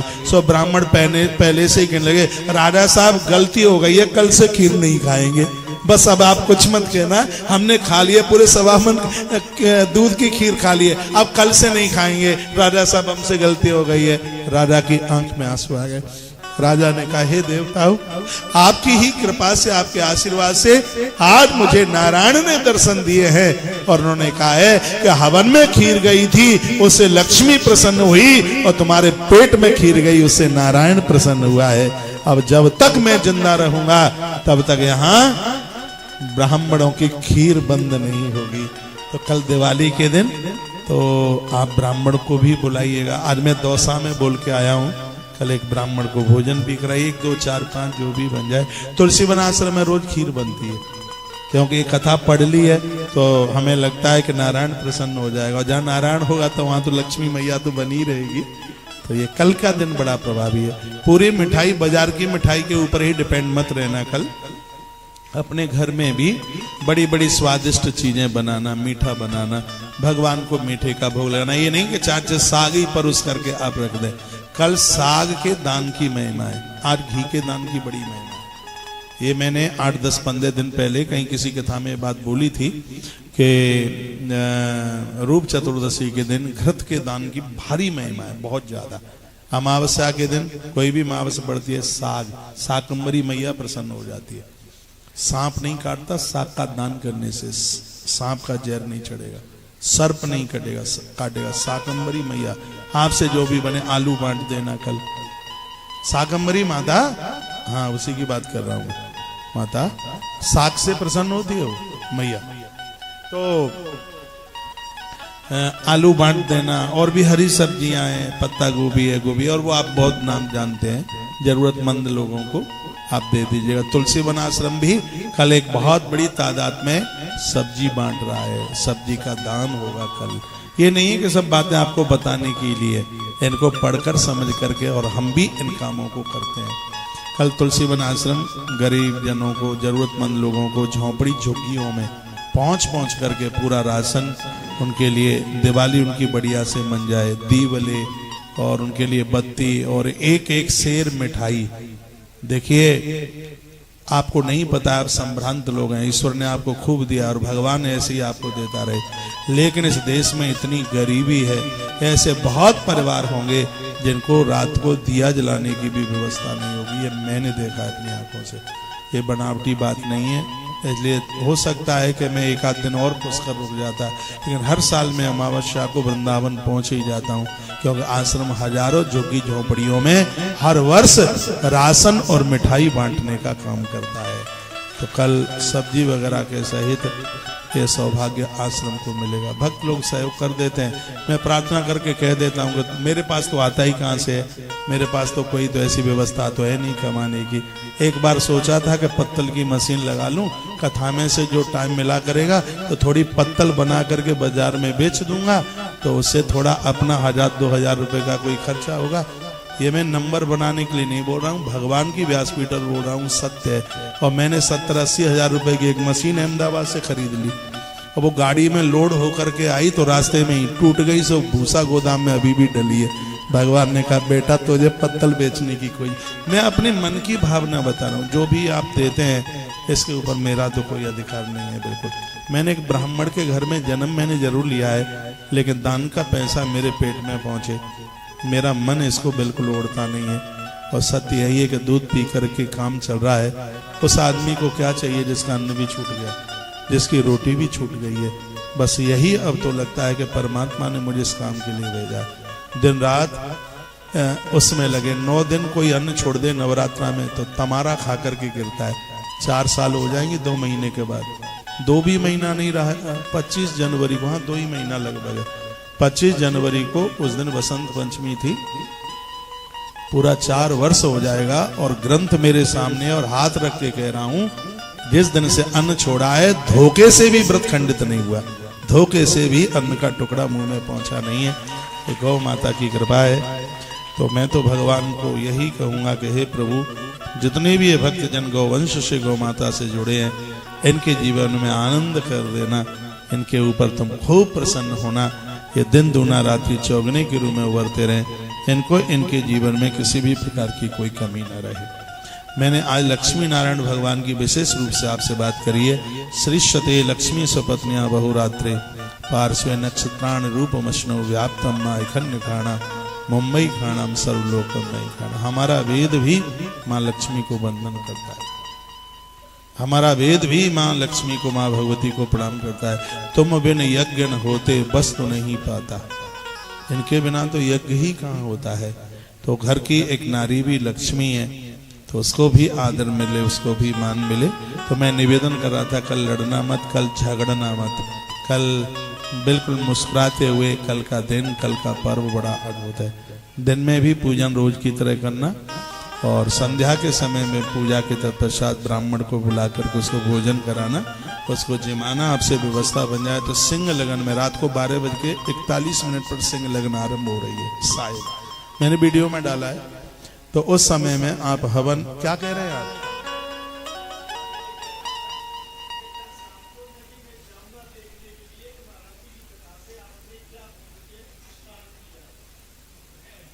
हाँ, कुछ कुछ तो ये करेंगे ही। हाँ। कुछ तो फर्क पड़ेगा। ये नहीं करेंगे तो माताएं जरूर करेंगे। करेंगे तो बस मैं तो बड़ा खुश हो जाऊंगा। कल पूजा में आप कुर्ता पजामा या धोती कुर्ता पहनकर बैठेंगे, माथे पर रोली चंदन भाल पर लगा करके आप बैठेंगे, पूजा में जल रख करके। पानी बड़ा बढ़िया है। आपको पता है कि लकड़ी पानी में नहीं डूबती है, तो आपको पता है ना, मालूम है लकड़ी पानी में कितनी भी भारी पिंडी लकड़ी की हो वो पानी में डूबती नहीं है। जल मुझे बहुत अच्छा लगता है। किसी ने पानी को पूछा कि जल को पूछा कि तू सबको डुबा देता, तो लकड़ी को तू क्यों नहीं डुबाता? तो पानी कहता है सींच करके तो मैंने तो इसको बड़ा किया है, जिसको मैंने बड़ा किया उसको मैं कैसे डुबा दूंगा। जैसे पानी लकड़ी को नहीं डूबने देता, उसी प्रकार से भगवान भी हमें और आपको कभी डूबने नहीं देगा। इस भवसागर में, संसार में डूबने नहीं देगा। इसलिए भगवान के बनिए। संसार में हम बहुतों के बन जाते हैं, दुनिया स्वार्थी है।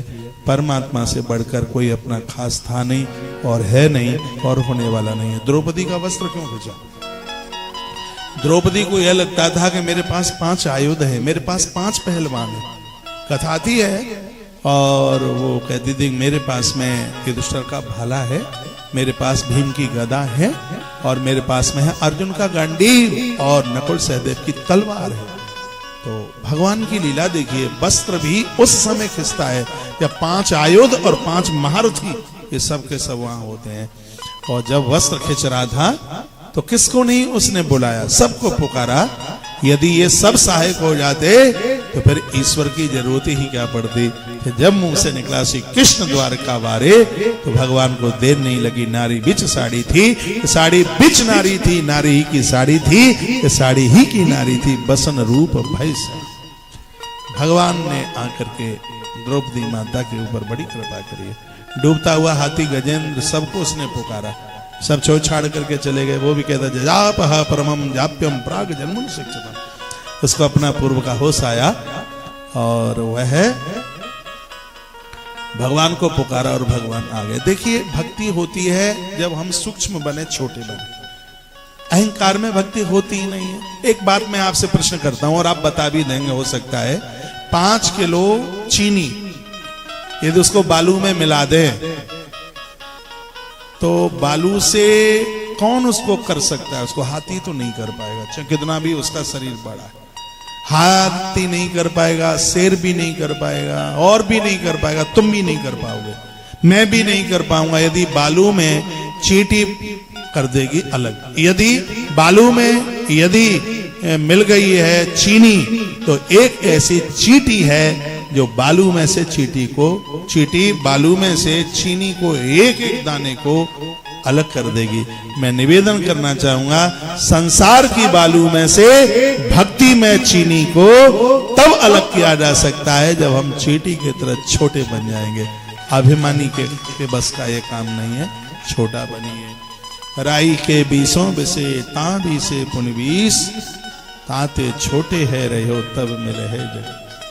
अहंकार से शून्य बनिए, बिल्कुल शून्य। जयपुर से कितना है ये नगर? भरतपुर कितना होगा? है देखिए, कोई व्यक्ति जयपुर से भरतपुर चले और पत्थर के मील पर लिखा हुआ है कि भरतपुर 180 किलोमीटर, लेकिन वहां भरतपुर नहीं है।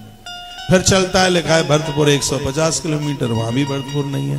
फिर आगे चलता है लिखा है भरतपुर 90 किलोमीटर, वहां भी भरतपुर नहीं है। फिर चलता है लिखा है भरतपुर 25 किलोमीटर, वहां भी भरतपुर नहीं है। फिर लिखा है भरतपुर 6 किलोमीटर, वहां भी भरतपुर नहीं है। फिर लिखा भरतपुर 3 किलोमीटर, वहां भी भरतपुर नहीं है। फिर लिखा है भरतपुर 1 किलोमीटर, वहां भी भरतपुर नहीं है। भरतपुर कहां होगा? जिस पत्थर पर लिखा होगा भरतपुर 0 किलोमीटर। जब पत्थर पर 0 है वहीं भरतपुर है, और जब अहंकार से हम और आप भी 0 हैं वहीं भगवान का धाम है, वहीं भगवान की कृपा। अभिमान से बिल्कुल 0 बनिए। परमात्मा ने इतने बड़े बड़े काम किए, रावण को धराशायी कर दिया, रावण को नीचे गिराया, और मैया ने पूछा बेटा ताकत कहां से आई? तो अभिमान से बचने के लिए प्रभु राम जी ने क्या कहा? राम जी कहते हैं माता गुरु वशिष्ठ कुल पूज्य हमारे, जिनकी कृपा धनुज रन मारे। ये तो गुरु जी की कृपा थी, ये सब उनकी कृपा से हो गया, इसमें मैंने कुछ भी नहीं किया। ये भगवान राम ऐसा शब्द बोले। कन्हैया को ब्रजवासियों ने पूछा लाला ये बता, छोटो सो तू और तेने इतनो बड़ो पर्वत अपनी उरिया पे, छिंगनी उरिया पे उठाए राखो, इतनी बड़ी ताकत कहां से चल के आई? तो क्या बोले भगवान, कछ माखन को बल बड़ो, कछ गोपिन करी सहाय, राधे जू की कृपा सो गिरवर लियो उठाए। उसमें अपनी कोई बात ही नहीं आने दी।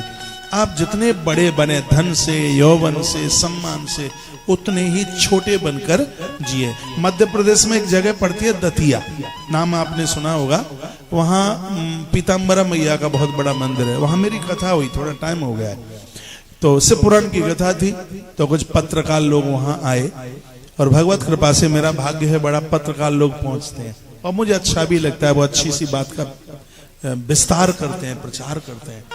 ये धर्म को बढ़ाने में मीडिया का बड़ा हाथ रहा है आगे बहुत, इसलिए उसको पंचम स्तंभ उसको माना है। कोई चौथा कहता है, कोई पांचवा कहता है, तो उनकी बड़ी ताकत है इसको आगे बढ़ाने में।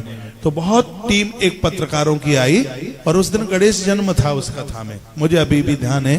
तो उन्होंने कहा कि देवताओं में गणेश सबसे पहले क्यों पूजे जाते हैं? उन्होंने ऐसे ही प्रश्न कर दिया। तो मुझे लगा कि साधारण तरीके से तो पूछ नहीं रहे हैं, मैं ये कह दूं कि शंकर का बेटा है तो भी ये बात जमती नहीं है। मुझे कुछ ऐसा विचार करके मैं इनको जवाब दूंगा जिसमें खुश हो जाए। तो मैंने कहा, उन्हें निवेदन किया कि गणेश जी सबसे पहले इसलिए पूजते हैं क्योंकि देवताओं में सबसे भारी गणेश है। देवताओं का वजन तोला जाए, बैठ किया जाए तो सबसे ज्यादा वजन गणेश जी का बैठेगा। उनके हाथ ही ऐसे गोल मटोल रखे, सबसे ज्यादा वजन भारी होगा। और देवताओं के वाहनों को देखा जाए तो सबसे छोटा वाहन गणेश जी का चूहा है, चुखरा है। तो इसका मतलब क्या है? समाज का छोटे से छोटा व्यक्ति जिस दिन तुम्हें झेल लेगा उस दिन दुनिया में सबसे पहले तुम्हारी पूजा हो जाएगी। समाज का सबसे छोटा सा छोटा व्यक्ति और आपके वजन को सहन कर लेगा, उसके ऊपर आप भार नहीं बनेंगे, समाज के ऊपर आप भार नहीं बनेंगे।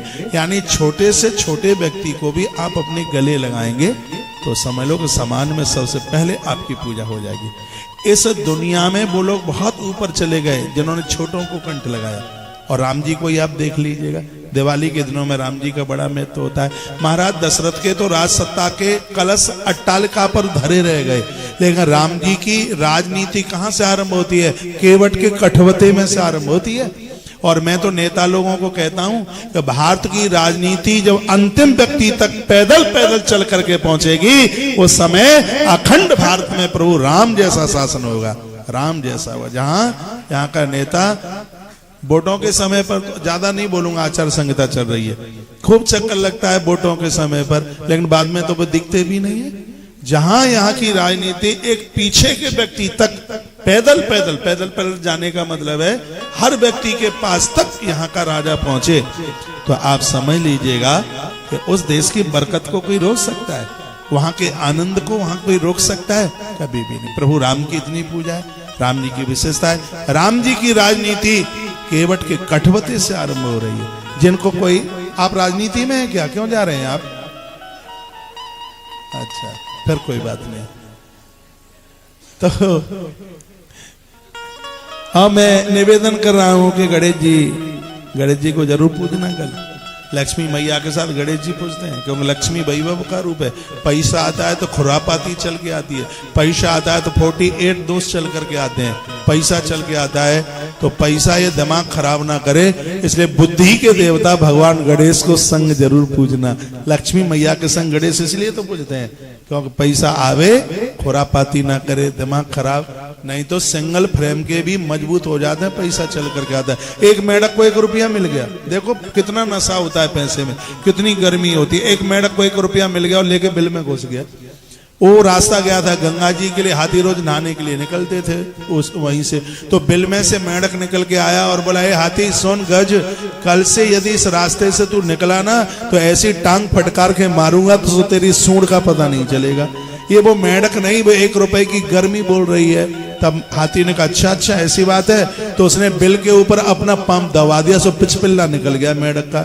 जो गर्मी दिखाएंगे तो समय रूपी हाथी ऐसा पंप जमाएगा सो हाल ही दे वाला निकल जाएगा। इसलिए कभी भी ऐट अकड़ गर्मी मन दिखाइए, बड़े सहज भाव से, बड़े सरल भाव से, बड़े विनम्र भाव से। पूजा होती इसलिए क्योंकि हमारे अंदर विनम्रता चल के आ जाए। आप मुझसे बोर तो नहीं हो रहे हैं? पक्की बात? एक बार जयकारा लगाइए, बोल बांके बिहारी लाल की जय हो, श्री हनुमान जी महाराज की जय हो, तो आज के आनंद की जय जय हो। जय श्री राधे जय जय श्री राधे जय जय श्री राधे। जो धनतेरस को पूजा करेगा भगवान की तो रोगान शोकाश शेषा जैमिने संप्रमुच्यते, उसके जीवन में रोग नहीं आएंगे। अब मैं 5 दिन की बात बता रहा हूँ। धनतेरस से दिवाली शुरू होती है, तो धनतेरस को जो भगवान को पूजेंगे, धनवंतरी को पूजेंगे, तो रोगाश एकाश शेषा जैमिनी, जैमिनी को व्यास कहते हैं, उसके जीवन में रोग नहीं रहेगा, उसके जीवन में बीमारियां नहीं रहेंगी। ये कल धनतेरस निकल गई है, उसकी महिमा है। अब उसके बाद में आई छोटी दिवाली। छोटी दिवाली को इसमें यम को 14 नामों से पूजा जाता है, उसके नाम के दिए जलाए जाते हैं। अभी मैंने आपको बोला है तो ऐसे लोग बैतरणी से मुक्त हो जाते हैं, ऐसे लोग यम की फांस से मुक्त हो जाते। एक बात मैं आपको निवेदन करूं, कल की दिवाली से भी आज की महिमा कम नहीं है। भले ही उसको छोटी दिवाली कहा गया है, लेकिन छोटी की भी बड़ी महत्वता होती है। जहां काम आवे सुई खा करे तलवार, तो छोटे को कम में मत आकिए, छोटी की भी बड़ी महिमा है। छोटा भी छोटे, ऐसा नहीं है कि छोटे लोग हैं जो ठोकने और पिटने के लिए होते हैं, नहीं, छोटे बड़े काम के। एक बार 9 नाम के अंक ने 8 नाम के अंक को थप्पड़ मारा कनपटी में जोर से, तो 8 ने कहा मुझे क्यों मारा, तो 9 ने कहा तू छोटा है इसलिए मैंने मारा है, तो ये छोटे तो पिटने के लिए होते। अच्छा, 8 ने 7 को मारा, 7 ने 6 को मारा, 6 ने 5 को मारा, 5 ने 4 को मारा, 4 ने 3 को मारा, 3 ने 2 को मारा, 2 ने 1 को मारा। 1 नाम का अंक इतना होशियार था, उसके नीचे तो शून्य था, उसने शून्य को मारा नहीं, अपने संग जोड़ लिया, सो 1 से 10 बन गया 10, 9 के ऊपर भारी हो गया। तो मैं आपको ये कहना चाहूंगा, आप विशेष हैं, महान हैं, तब इस बात का आप ध्यान रखते हैं, छोटों को गले लगाते हैं। तो कल की ये दिवाली कुछ ऐसी ही है। तो ये छोटी दिवाली है, तो यह नहीं कि छोटी है तो उसका महत्व नहीं, इसका बहुत बड़ा महत्व है। यम की फांस से बचने के लिए आज का दिन है, और मैं फिर निवेदन करना चाहूंगा, घोर गरीबी से बचने के लिए कल का दिन है। बड़ी दिवाली है, और घर में संतान की वृद्धि होती रहे उसके लिए पड़वाए, वंश वृद्धि ना रुके। भगवान गोवर्धन नाथ गिरिराज जी ऐसे ही तो हैं, वंश वृद्धि ना रुके उसके लिए ये दिन है, बड़ा अद्भुत दिन है। और दौज, भाई दौज तो बड़ी अद्भुत है। मुझे दिवाली के दिनों में बहुत अच्छी लगती है भाई दौज। आपको मौका मिले तो मथुरा नजदीक है, 36, 37, 38, 40 किलोमीटर होगा, ज्यादा ही नहीं है। विश्राम घाट पर दर्शन करना। यमराज आज भी माँ यमुना के यहाँ भोजन करने को आते हैं। और द्वितीया के दिन जो भाई बहन के घर बैठ करके मुंह जूठा करेगा, तो यमुना मैया ने अपने भाई से मांगा है कि यमराज उसके घर में प्रवेश ही नहीं कर पाएगा। बिल्कुल भी समय ना हो तो भी भाई दौज को बहन के घर जाइए, आरबल बढ़ेगी, उम्र बढ़ेगी। मैंने एक वीडियो डाली है दौज को, उसको सुन लेना। आइए मैं कुछ चैप्टर और आगे के लिए बढ़ा रहा हूँ। रोगा शोकाच सहसा जैमिने संप्रमुच्यते। दिवाली के दिनों में जो बड़े भाव के साथ ये पूजा पाठ करेंगे, धन तो बढ़ेगा ही, उनके रोगों का निपटारा हो जाएगा, उनके रोग क्षीण हो जाएंगे। इतनी बड़ी महिमा। और विद्यार्थी लभते विद्याम, बच्चे यहाँ बैठे हों तो सुन लें, दिवाली के पूजन पर बच्चों को विद्या मिलती है। बच्चों से जरूर पूजवाइए, उनसे जरूर हल्दी में हाथ लगा करके उनसे पूजवाइए। विद्यार्थी लभते विद्याम, कौन बताएगा तुम्हें ये बातें हैं? इन दिवाली के दिन में सब छुट्टी मना रहे हैं। एक पागल आदमी ही लाइव कथाओं में लगा हुआ है। हाँ, नहीं तो देख लो कोई लाइव आ रही हो कथा, नहीं मिलेगी। सुन लो, ये बातें आपके काम की, बातें भी काम की हैं। कथा छूटे तो उसके बाद बाहर कार्यालय है। आपके पास पैसा कमाने के लिए बहुत टाइम, बहुत समय, आपके बच्चे अमेरिका तक जाएंगे, इतनी तरक्की होगी। मैं पुष्करनाथ के दर्शन करके आया हूँ, प्रार्थना कर रहा हूँ, लेकिन आज का दिन जीवन में दोबारा नहीं मिलेगा, कभी कभी कभी नहीं मिलेगा। ये तो बस ऐसे ही योग बन गया है कि मैं आपके बीच में हूँ। सोचा भी नहीं था कि इस तिथि में, तारीख में मैं भरतपुर में होऊंगा। वो तो बस योग की बात है, ईश्वर की लीला है, कृपा है, तो योग बन गया है। गौ माता के लिए ही संपूर्ण आयोजन हो रहे हैं। ईश्वर ने आपको आपकी जरूरत से ज्यादा दिया है, तो पानी बाड़े नाव में, घर में बाड़े दाम, दोनों हाथ उलीचना यही सज्जन का काम। ईश्वर कृपा करे तो हवन सामग्री मिल रही है, बाहर सेवा पर। शुद्ध देसी पूरे बाजार में कहीं मिलेगी नहीं, व्यापारी इसको बना के बेचेगा तो कमाएगा क्या। शुद्ध देसी की 26.5 लीटर दूध में 1 किलो घी बनता है, और वो घी इस हवन सामग्री में डला है। इसको एक विधि पूर्वक बनाया। तिल का आधा है, चावल का आधा है, जौ का आधा है बूरा। नहीं तो बाजार में तो पतुआ मिलता है, उड़ती रहती है वो सामग्री। इसमें बढ़िया A1 क्वालिटी का, मैं भी A1 क्वालिटी का हूं, तो फिर यहां से मिलने वाली चीज डुप्लीकेट कैसे होगी। वहां पर तो क्या मैं तुम्हें थर्ड क्लास दिखाई दे रहा हूं क्या। वहां पर जो उसमें तिल डाला गया है वो 1 नंबर, उसमें चावल ना के बराबर, उसमें तिल की मात्रा ज्यादा है, क्योंकि विधान यही है सामग्री बनाने का। तिल का आधा, चावल का आधा, जौ का आधा बूरा।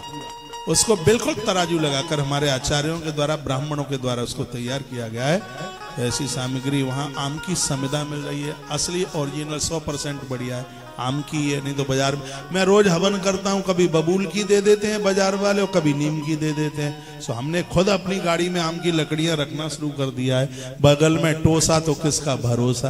हाँ, बड़ी दिक्कत, बड़ी परेशानी आती है। ये बढ़िया चीजें आपके यहाँ पहुंच जाए भगवान की कृपा से। तो ये वहां बाहर आप कार्यालय में देख लें। और एक बात का और निवेदन करूंगा, कल झुग्गी झोंपड़ियों में आश्रम जो सेवा करने के लिए जा रहे, इतनी छोटी सी सेवा, सहयोग राशि रखी गई सिर्फ 1000 रुपया, 1000 रुपये का सहयोग। 1000 रुपया आपका किसी गरीब की कढ़ाई को सुलगा देता है, उसके घर में दिया जला देता है, अश्वमेध यज्ञ से ज्यादा उसका फल होगा। बाहर मुझे जो टीवी पर सुन पा रहे हैं, आश्रम के सभी नंबर चालू है, अभी अपना फोन उठाएं और ये कहें कि एक राशन की व्यवस्था एक परिवार के लिए हमारी तरफ से भी नाम लिख लीजिएगा। आपका नाम लिख लिया जाएगा और उसका हम परसों के दिन सोमवती अमावस्या को संकल्प कर देंगे। तुलसी वन आश्रम में संकल्प ज्यादा चलता है, क्योंकि जब गोत्र बोल के संकल्प किया जाता है तो कई पीढ़ियों तक इससे ये जुड़ाव हो जाता है। इसलिए जब भी आप नाम लिखाते हैं तो उसमें अपना गोत्र भी उसके साथ लिखा दीजिए। 15 तारीख को भाई दूज वाले दिन आश्रम पहली बार, कथा कहते तो मुझे 29 साल हो गई है, लेकिन पहली बार ये सौभाग्य मिल रहा है कि विश्राम घाट पर हमें चुनरी, मनोरथ, यमुना पूजन, 56 भोग और भंडारे का सौभाग्य प्राप्त हो रहा है। तो उसमें एक 2100 रुपए की सहयोग राशि है, उसमें भी आप जुड़ करके सौभाग्य पुण्य कमा लें।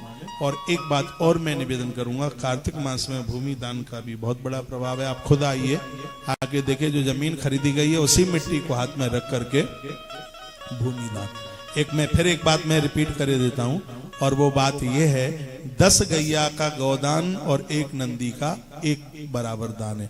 10 नंदी और 1 अश्व घोड़ा दान 1 बराबर है। 100 घोड़ा और 1 हाथी 1 बराबर है उसका दान। और 100 हाथी और आपकी टांगों से 3.5 गज भूमि 1 बराबर है। और जहां तुम बैठे हो यहां से लेकर के समुद्र तक पूरी भूमि का दान और 1 कन्यादान 1 बराबर है। बेटी के दान की इतनी बड़ी महिमा है, वह लोग अपने भाग्य की सराहना करना जिनके घर में बेटी है। बेटी तो दोनों कुलों को पावन कर देती है। पुत्री पवित्र किए कुल दो, ये महाराज जनक ने चित्रकूट में ये बात कही है। बेटियों के जन्म पर प्रसन्न होइए, प्रसन्न रहिए। तो ये सब दान की भी बड़ी महिमाओं का वर्णन किया गया। कल हरी सब्जी का भी दान होता है, आंवले का दान बड़ा विशेष होता है, बहुत ज्यादा होता है। हाँ, कल दिन क्या है? कल रविवार है, तो कल मत करना, क्योंकि आंवले को रविवार को छूते नहीं है। तो मुझे तो ध्यान में नहीं था कि रविवार है। रविवार को खाया भी नहीं जाता आंवला, रविवार सिर्फ रविवार को ही छोड़ करके, और सब दिन पूरे दिन बढ़िया। एक दिन हम उसके ऊपर भी सुना देंगे। तो हाँ, तो ये तो मैंने आपको पूरे देश को, आश्रम के सभी नंबर चालू हैं, उन नंबरों पर आप जुड़ते हुए और आज ही अपना आप नाम लिखा दें, क्योंकि जितने आपके नाम हमारे पास आ जाएंगे कल उतना ही राशन बांट देंगे। क्योंकि हमारे पास में इतनी व्यवस्था है नहीं कि आश्रम कुछ ऋण लेके, कर्जा लेकर के कर सके, वो व्यवस्था नहीं है। आप मेरी बात का विश्वास कर लें। आज आश्रम इतनी सेवाओं में, व्यवस्था में लगाए कि तुम कथा करो या करो मत, हर महीने 3 से 3.5 करोड़ रुपया खर्च करने के लिए चाहिए। इतना बड़ा काम हो रहा है और इसमें छूट नहीं है बिल्कुल भी। मुझ जैसा आदमी बहुत क्लियर बात करता है। 500 आदमी तो निर्माण में काम कर रहे हैं, रोजाना के रोजाना ट्रक भर भर करके आते हैं चौ करके। ये आदमी के बस का काम नहीं है, ये कोई ईश्वरीय ही सत्ता काम कर रही है। 3 करोड़ रुपए का मतलब हो गया 10 लाख रुपया पर डे। बहुत बड़ी बात होती है और ये सत्य है जो यहाँ से बोला जा रहा है। और ये सब काम एक नंबर में हो रहा है। जैसे आपसे जो लिया जाता है उसमें 80G की रसीद दी जाती है। उसमें तो यहाँ गफला नहीं है। नोटबंदी हुई, बड़े बड़े लोग मिले, महाराज जी इतना ले लो, आधा हमें वापस दे दो। मैंने कहा काहे को गवर्नमेंट का घोटाला करने वाले हो। ईश्वर की पवित्र मैं गोद में बैठा हूं, जहां कई करोड़ों करोड़ों लोग रुपया देने को तैयार थे, इस आदमी ने 1 रुपया नहीं लिया उनसे। 1 रुपया हमने कहा भीख मांग लेंगे, मेहनत कर लेंगे, लेकिन ये 2 नंबर का हमें बिल्कुल पसंद नहीं है।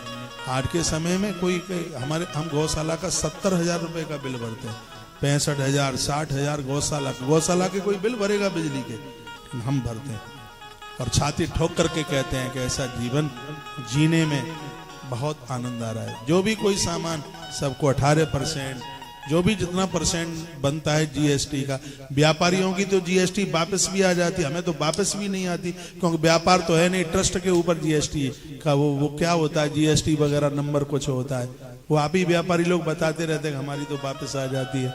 लेकिन हम तो सोच रहे थे कि ये भी राष्ट्र के नाम पर एक आहुति डल गई आश्रम की तरफ से। तो ये सब ये जीने में बड़ा आनंद आ रहा है और इसमें आप अवश्य में, और आपको ये लग रहा है कि अच्छा काम हो रहा है, बढ़िया काम हो रहा है, तो इसमें जरूर इसमें आप सहयोगी बनिए। भूमि का क्रय किया जा रहा है। 1 लाख गायों के लिए बहुत जमीन चाहिए। लोहा तो 10-5 रुपया किलो ही महंगा हुआ है, तो लाखों रुपया महंगी हो जाती। जहां गौशाला बनाई है वहां 1 बीघा 1 करोड़ की आती है। 25 लाख से हमने शुरुआत करी, तो गौशाला देख करके, और वहां इतनी कॉलोनियां कट रही हैं, इतना वो वहां महंगा हो गया। तो आने वाले समय में भूमि मिलना ही मुश्किल हो जाएगा। तो गौशाला के लिए भूमि की बहुत ज्यादा जरूरत है। तो उसके लिए भी बराबर जैसे व्यवस्था बनती है उसके क्रय में लगे हुए हैं। आपको लोड नहीं पड़ता है। तो एक गौ माता के लिए जमीन के लिए हम 5100 रुपए का सहयोग ले रहे हैं।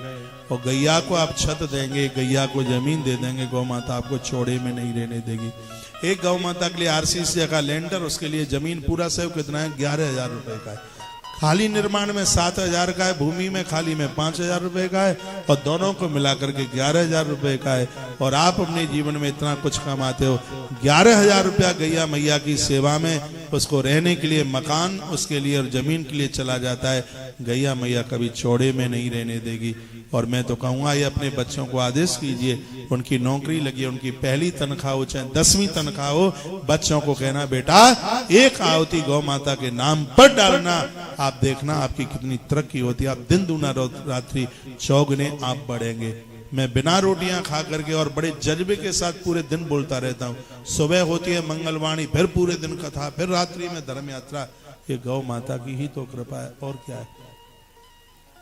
मेरे हाथ में कोई गंगाजल लेके संकल्प ले ले, मैंने एक तो सेब खाया है गाड़ी में चलते हुए, और दौसा में मैंने दूध पिया है, और आपसे ज्यादा फुर्ती है करंट में, एकदम बिल्कुल करंट में। ये मैं अपनी महिमा नहीं, ये मैं गौ माता का प्रभाव बता रहा हूं आपको। गौ माता का दूध आपको बूढ़ा नहीं होने देगा। ये चाय कम करो, और जिस दिन गौ माता का दूध पीना शुरू कर दोगे, देश की गैया बच जाएगी, बिल्कुल बच जाएगी। चमड़े की चीजें मत रखो, गाय को पशु मत मानो, गैया को मां मानो। इस देश में, पूरे देश में गैया बच जाएगी। और जब गैया बच गई तो देश की हर समस्या का समाधान अपने आप हो जाएगा। तालियां कुछ ज्यादा तो नहीं बजा दी आपने। तो ये तो मैंने सूचना दे दी, अपना काम मैंने कर दिया। टीवी पर जो भी सुनने वाले स्थानीय लोग भी हैं, तो आप इसमें जरूर सहयोगी बनिए। कल है दिवाली, और बच्चों के लिए बड़ा सुंदर श्लोक बोल रहा हूं मैं। इसमें लिखा हुआ है, विद्यार्थी लभते विद्याम, धनार्थी लभते धनम। जो लक्ष्मी नारायण का पूजन करेंगे, बच्चों को विद्या मिलेगी, व्यापारियों को धन मिलेगा, आपका व्यापार खूब चलेगा, जरूरतमंद लोगों को पैसा मिलेगा। दारार्थी लभते दाराम। जो बच्चे विवाह के लायक हो रहे हैं, कल ठीक से पूजा करा दो, अगली दिवाली आएगी तब तक घर में बहू भी आ जाएगी। ये इसमें लिखा है, ये उत्तराखंड है पद्म पुराण का। उसी में से मैं लक्ष्मी नारायण महात्म्य में आपको सुना रहा हूँ। इसमें लिखा है कि जिनके घर में बहू का अभाव है, तो ठीक से ऐसा संकल्प लेकर के आप पूजा करें लक्ष्मी नारायण भगवान की। दिवाली के समय पर उनका पूजन करें आप। और ये कामना करेंगे प्रभु हमारे घर में एक लक्ष्मी भेज दो, एक बहू भेज दो। तो पत्नी मनोरमाम देही मनोवृत्तानुसारिणी तारिणी दुर्ग संसार सागर सकलोद्भवाम। घर में ऐसी बहू आएगी जो पूरे परिवार का उद्धार कर देगी, आत्मकल्याण कर देगी, लड़ेगी नहीं, झगड़ेगी नहीं, संसार सागर से पार करने वाली होगी, पुरखे जिसकी वजह से तर जाएगी। ऐसी बहू के से तो जो धुंधली जैसी आ जाए उससे तो बच्चे कुआरे रह जाए तो ज्यादा ठीक है, जो आते ही बच्चों को मम्मी पापा से अलग कर दे, और ऐसा ही ज्यादा हो रहा है। तो देवी देवताओं को वंदन करके पूजन करके और ये करें। जानकी माता से उनकी मैया पूजा कराती थी, कहती थी बेटा दुर्गा का पूजा करो तो अच्छा घर वर मिलेगा। तो जय जय गिरवर राज किशोरी, जय महेश मुख चंद चकोरी। ये बेटियां बहुत यहाँ बैठी हैं, देवी देवताओं को पूजा करो। एक कार्तिक तुम्हारे ही लिए, अविवाहित कन्याओं के ही लिए कार्तिक है, लेकिन 10 बजे बेटियां जागती हैं, आंख में कीचड़, 9:30 बजे 10 बजे। अरे ये तो तुम्हारे लिए ही है, कार्तिक नहाओगी, पूजा करोगी। कार्तिक चूक गई हो तो पचवी का आ रहा है, एकादशी से लेके पूर्णिमा तक 5 दिन, जिसको भीष्म पंचक कहते हैं। जो बेटियां कार्तिक नहाती है, भगवान का पूजन करती हैं, तुलसी पूजन करती हैं, 8 नाम तुलसी के लेकर तुलसी माँ का पूजन करती हैं, उन्हें राम जैसा घर और वर प्राप्त होता है। ये महिमा ग्रंथ में लिखा है। परेशानी हुई ऐसे सब समाधान है, और फिर भी परेशान है। सब कुछ भगवान ने कृपा करी है, तो भी उस कृपा की आप अनुभूति नहीं कर पा रहे, उसका आनंद नहीं ले पा रहे। टाइम भाग गया है। कल आश्रम से कथा सुनेंगे जितने भी लोग मुझे बाहर से सुन पा रहे हैं। 9:30 बजे तो हम यही कथा 1-8 घंटे के लिए चला देंगे, वो सुबह का श्रोता दूर होता है। अमित भाई कल सुबह 9:30 बजे से ये कथा शुरू से ही ये कथा, तो इसको भी आप सुन लेना कि हॉल में इसमें बैठे हुए आप कितने मलूक लग रहे हैं। उसके बाद में 1-1.5 घंटे फिर हम कल कथा कह देंगे। कल दीपावली है, दिवाली है, और कल के बारे में और ज्यादा ठीक से और बोल देंगे। तो और फिर शाम को 4 बजे से फिर कथा है संस्कार टीवी पर, उससे भी आप जुड़े, उसको भी आप सुने। फिर उसके बाद में परसों के दिन है सोमवती अमावस्या। सोमवती अमावस्या को 9:30 बजे लाइव टेलीकास्ट शुरू हो जाएगा। और मैं अभी से आपको सुना दूं, परसों के दिन सोमवती अमावस्या को हम मंडला की गौशाला के लिए साल में 1 बार सहयोग लेते हैं। हमें वहाँ 250-300 ट्रैक्टर भर भर के चावल के पैरा खरीदना है। पैरा, वहां पर गैया भूसा कम खाती है, चावल का पैरा बहुत ज्यादा खाती है। अभी हमने आपके भरतपुर से एक बहुत बड़ा मशीन कटर वहां भेज दिया है, लाखों रुपए का, मथुरा या इसमें भरतपुर में चारा काटने वाला बहुत जबरदस्त। हमें टैंकर वैंकर बनवाने होते हैं तब यहीं से बनवाते हैं भरतपुर से।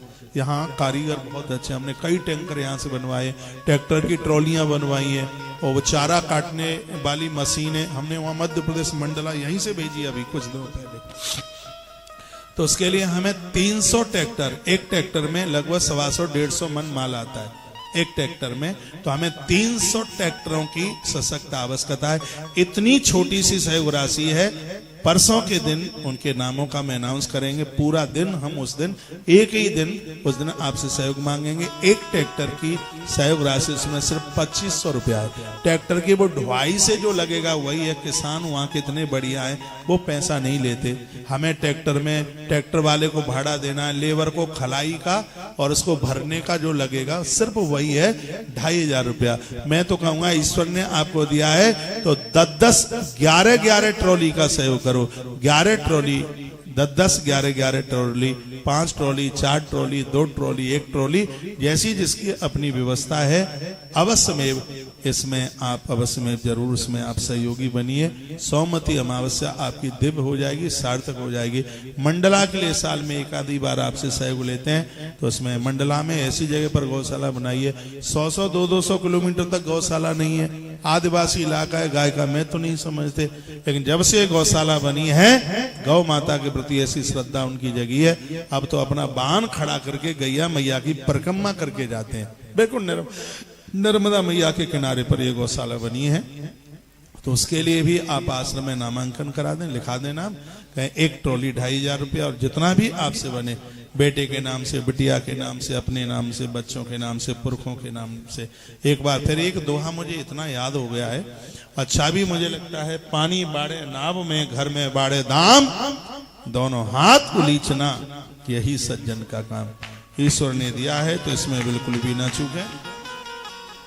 और ये दिन हमें कुछ अच्छा करने के लिए, हाँ हमारी माताएं बैठी हैं जो दुनियादारी से फुर्सत हो गई है, बहुओं को खूब दे दिया, बेटों को खूब दे दिया। अब जो बटुआ में रखा है चैन खाली कर दो, गौ माता को दे दो, गैया मैया अगले जन्म में फिर भरे भराए घर में भेज देगी आपको, बटुआ फिर भर जाएगा।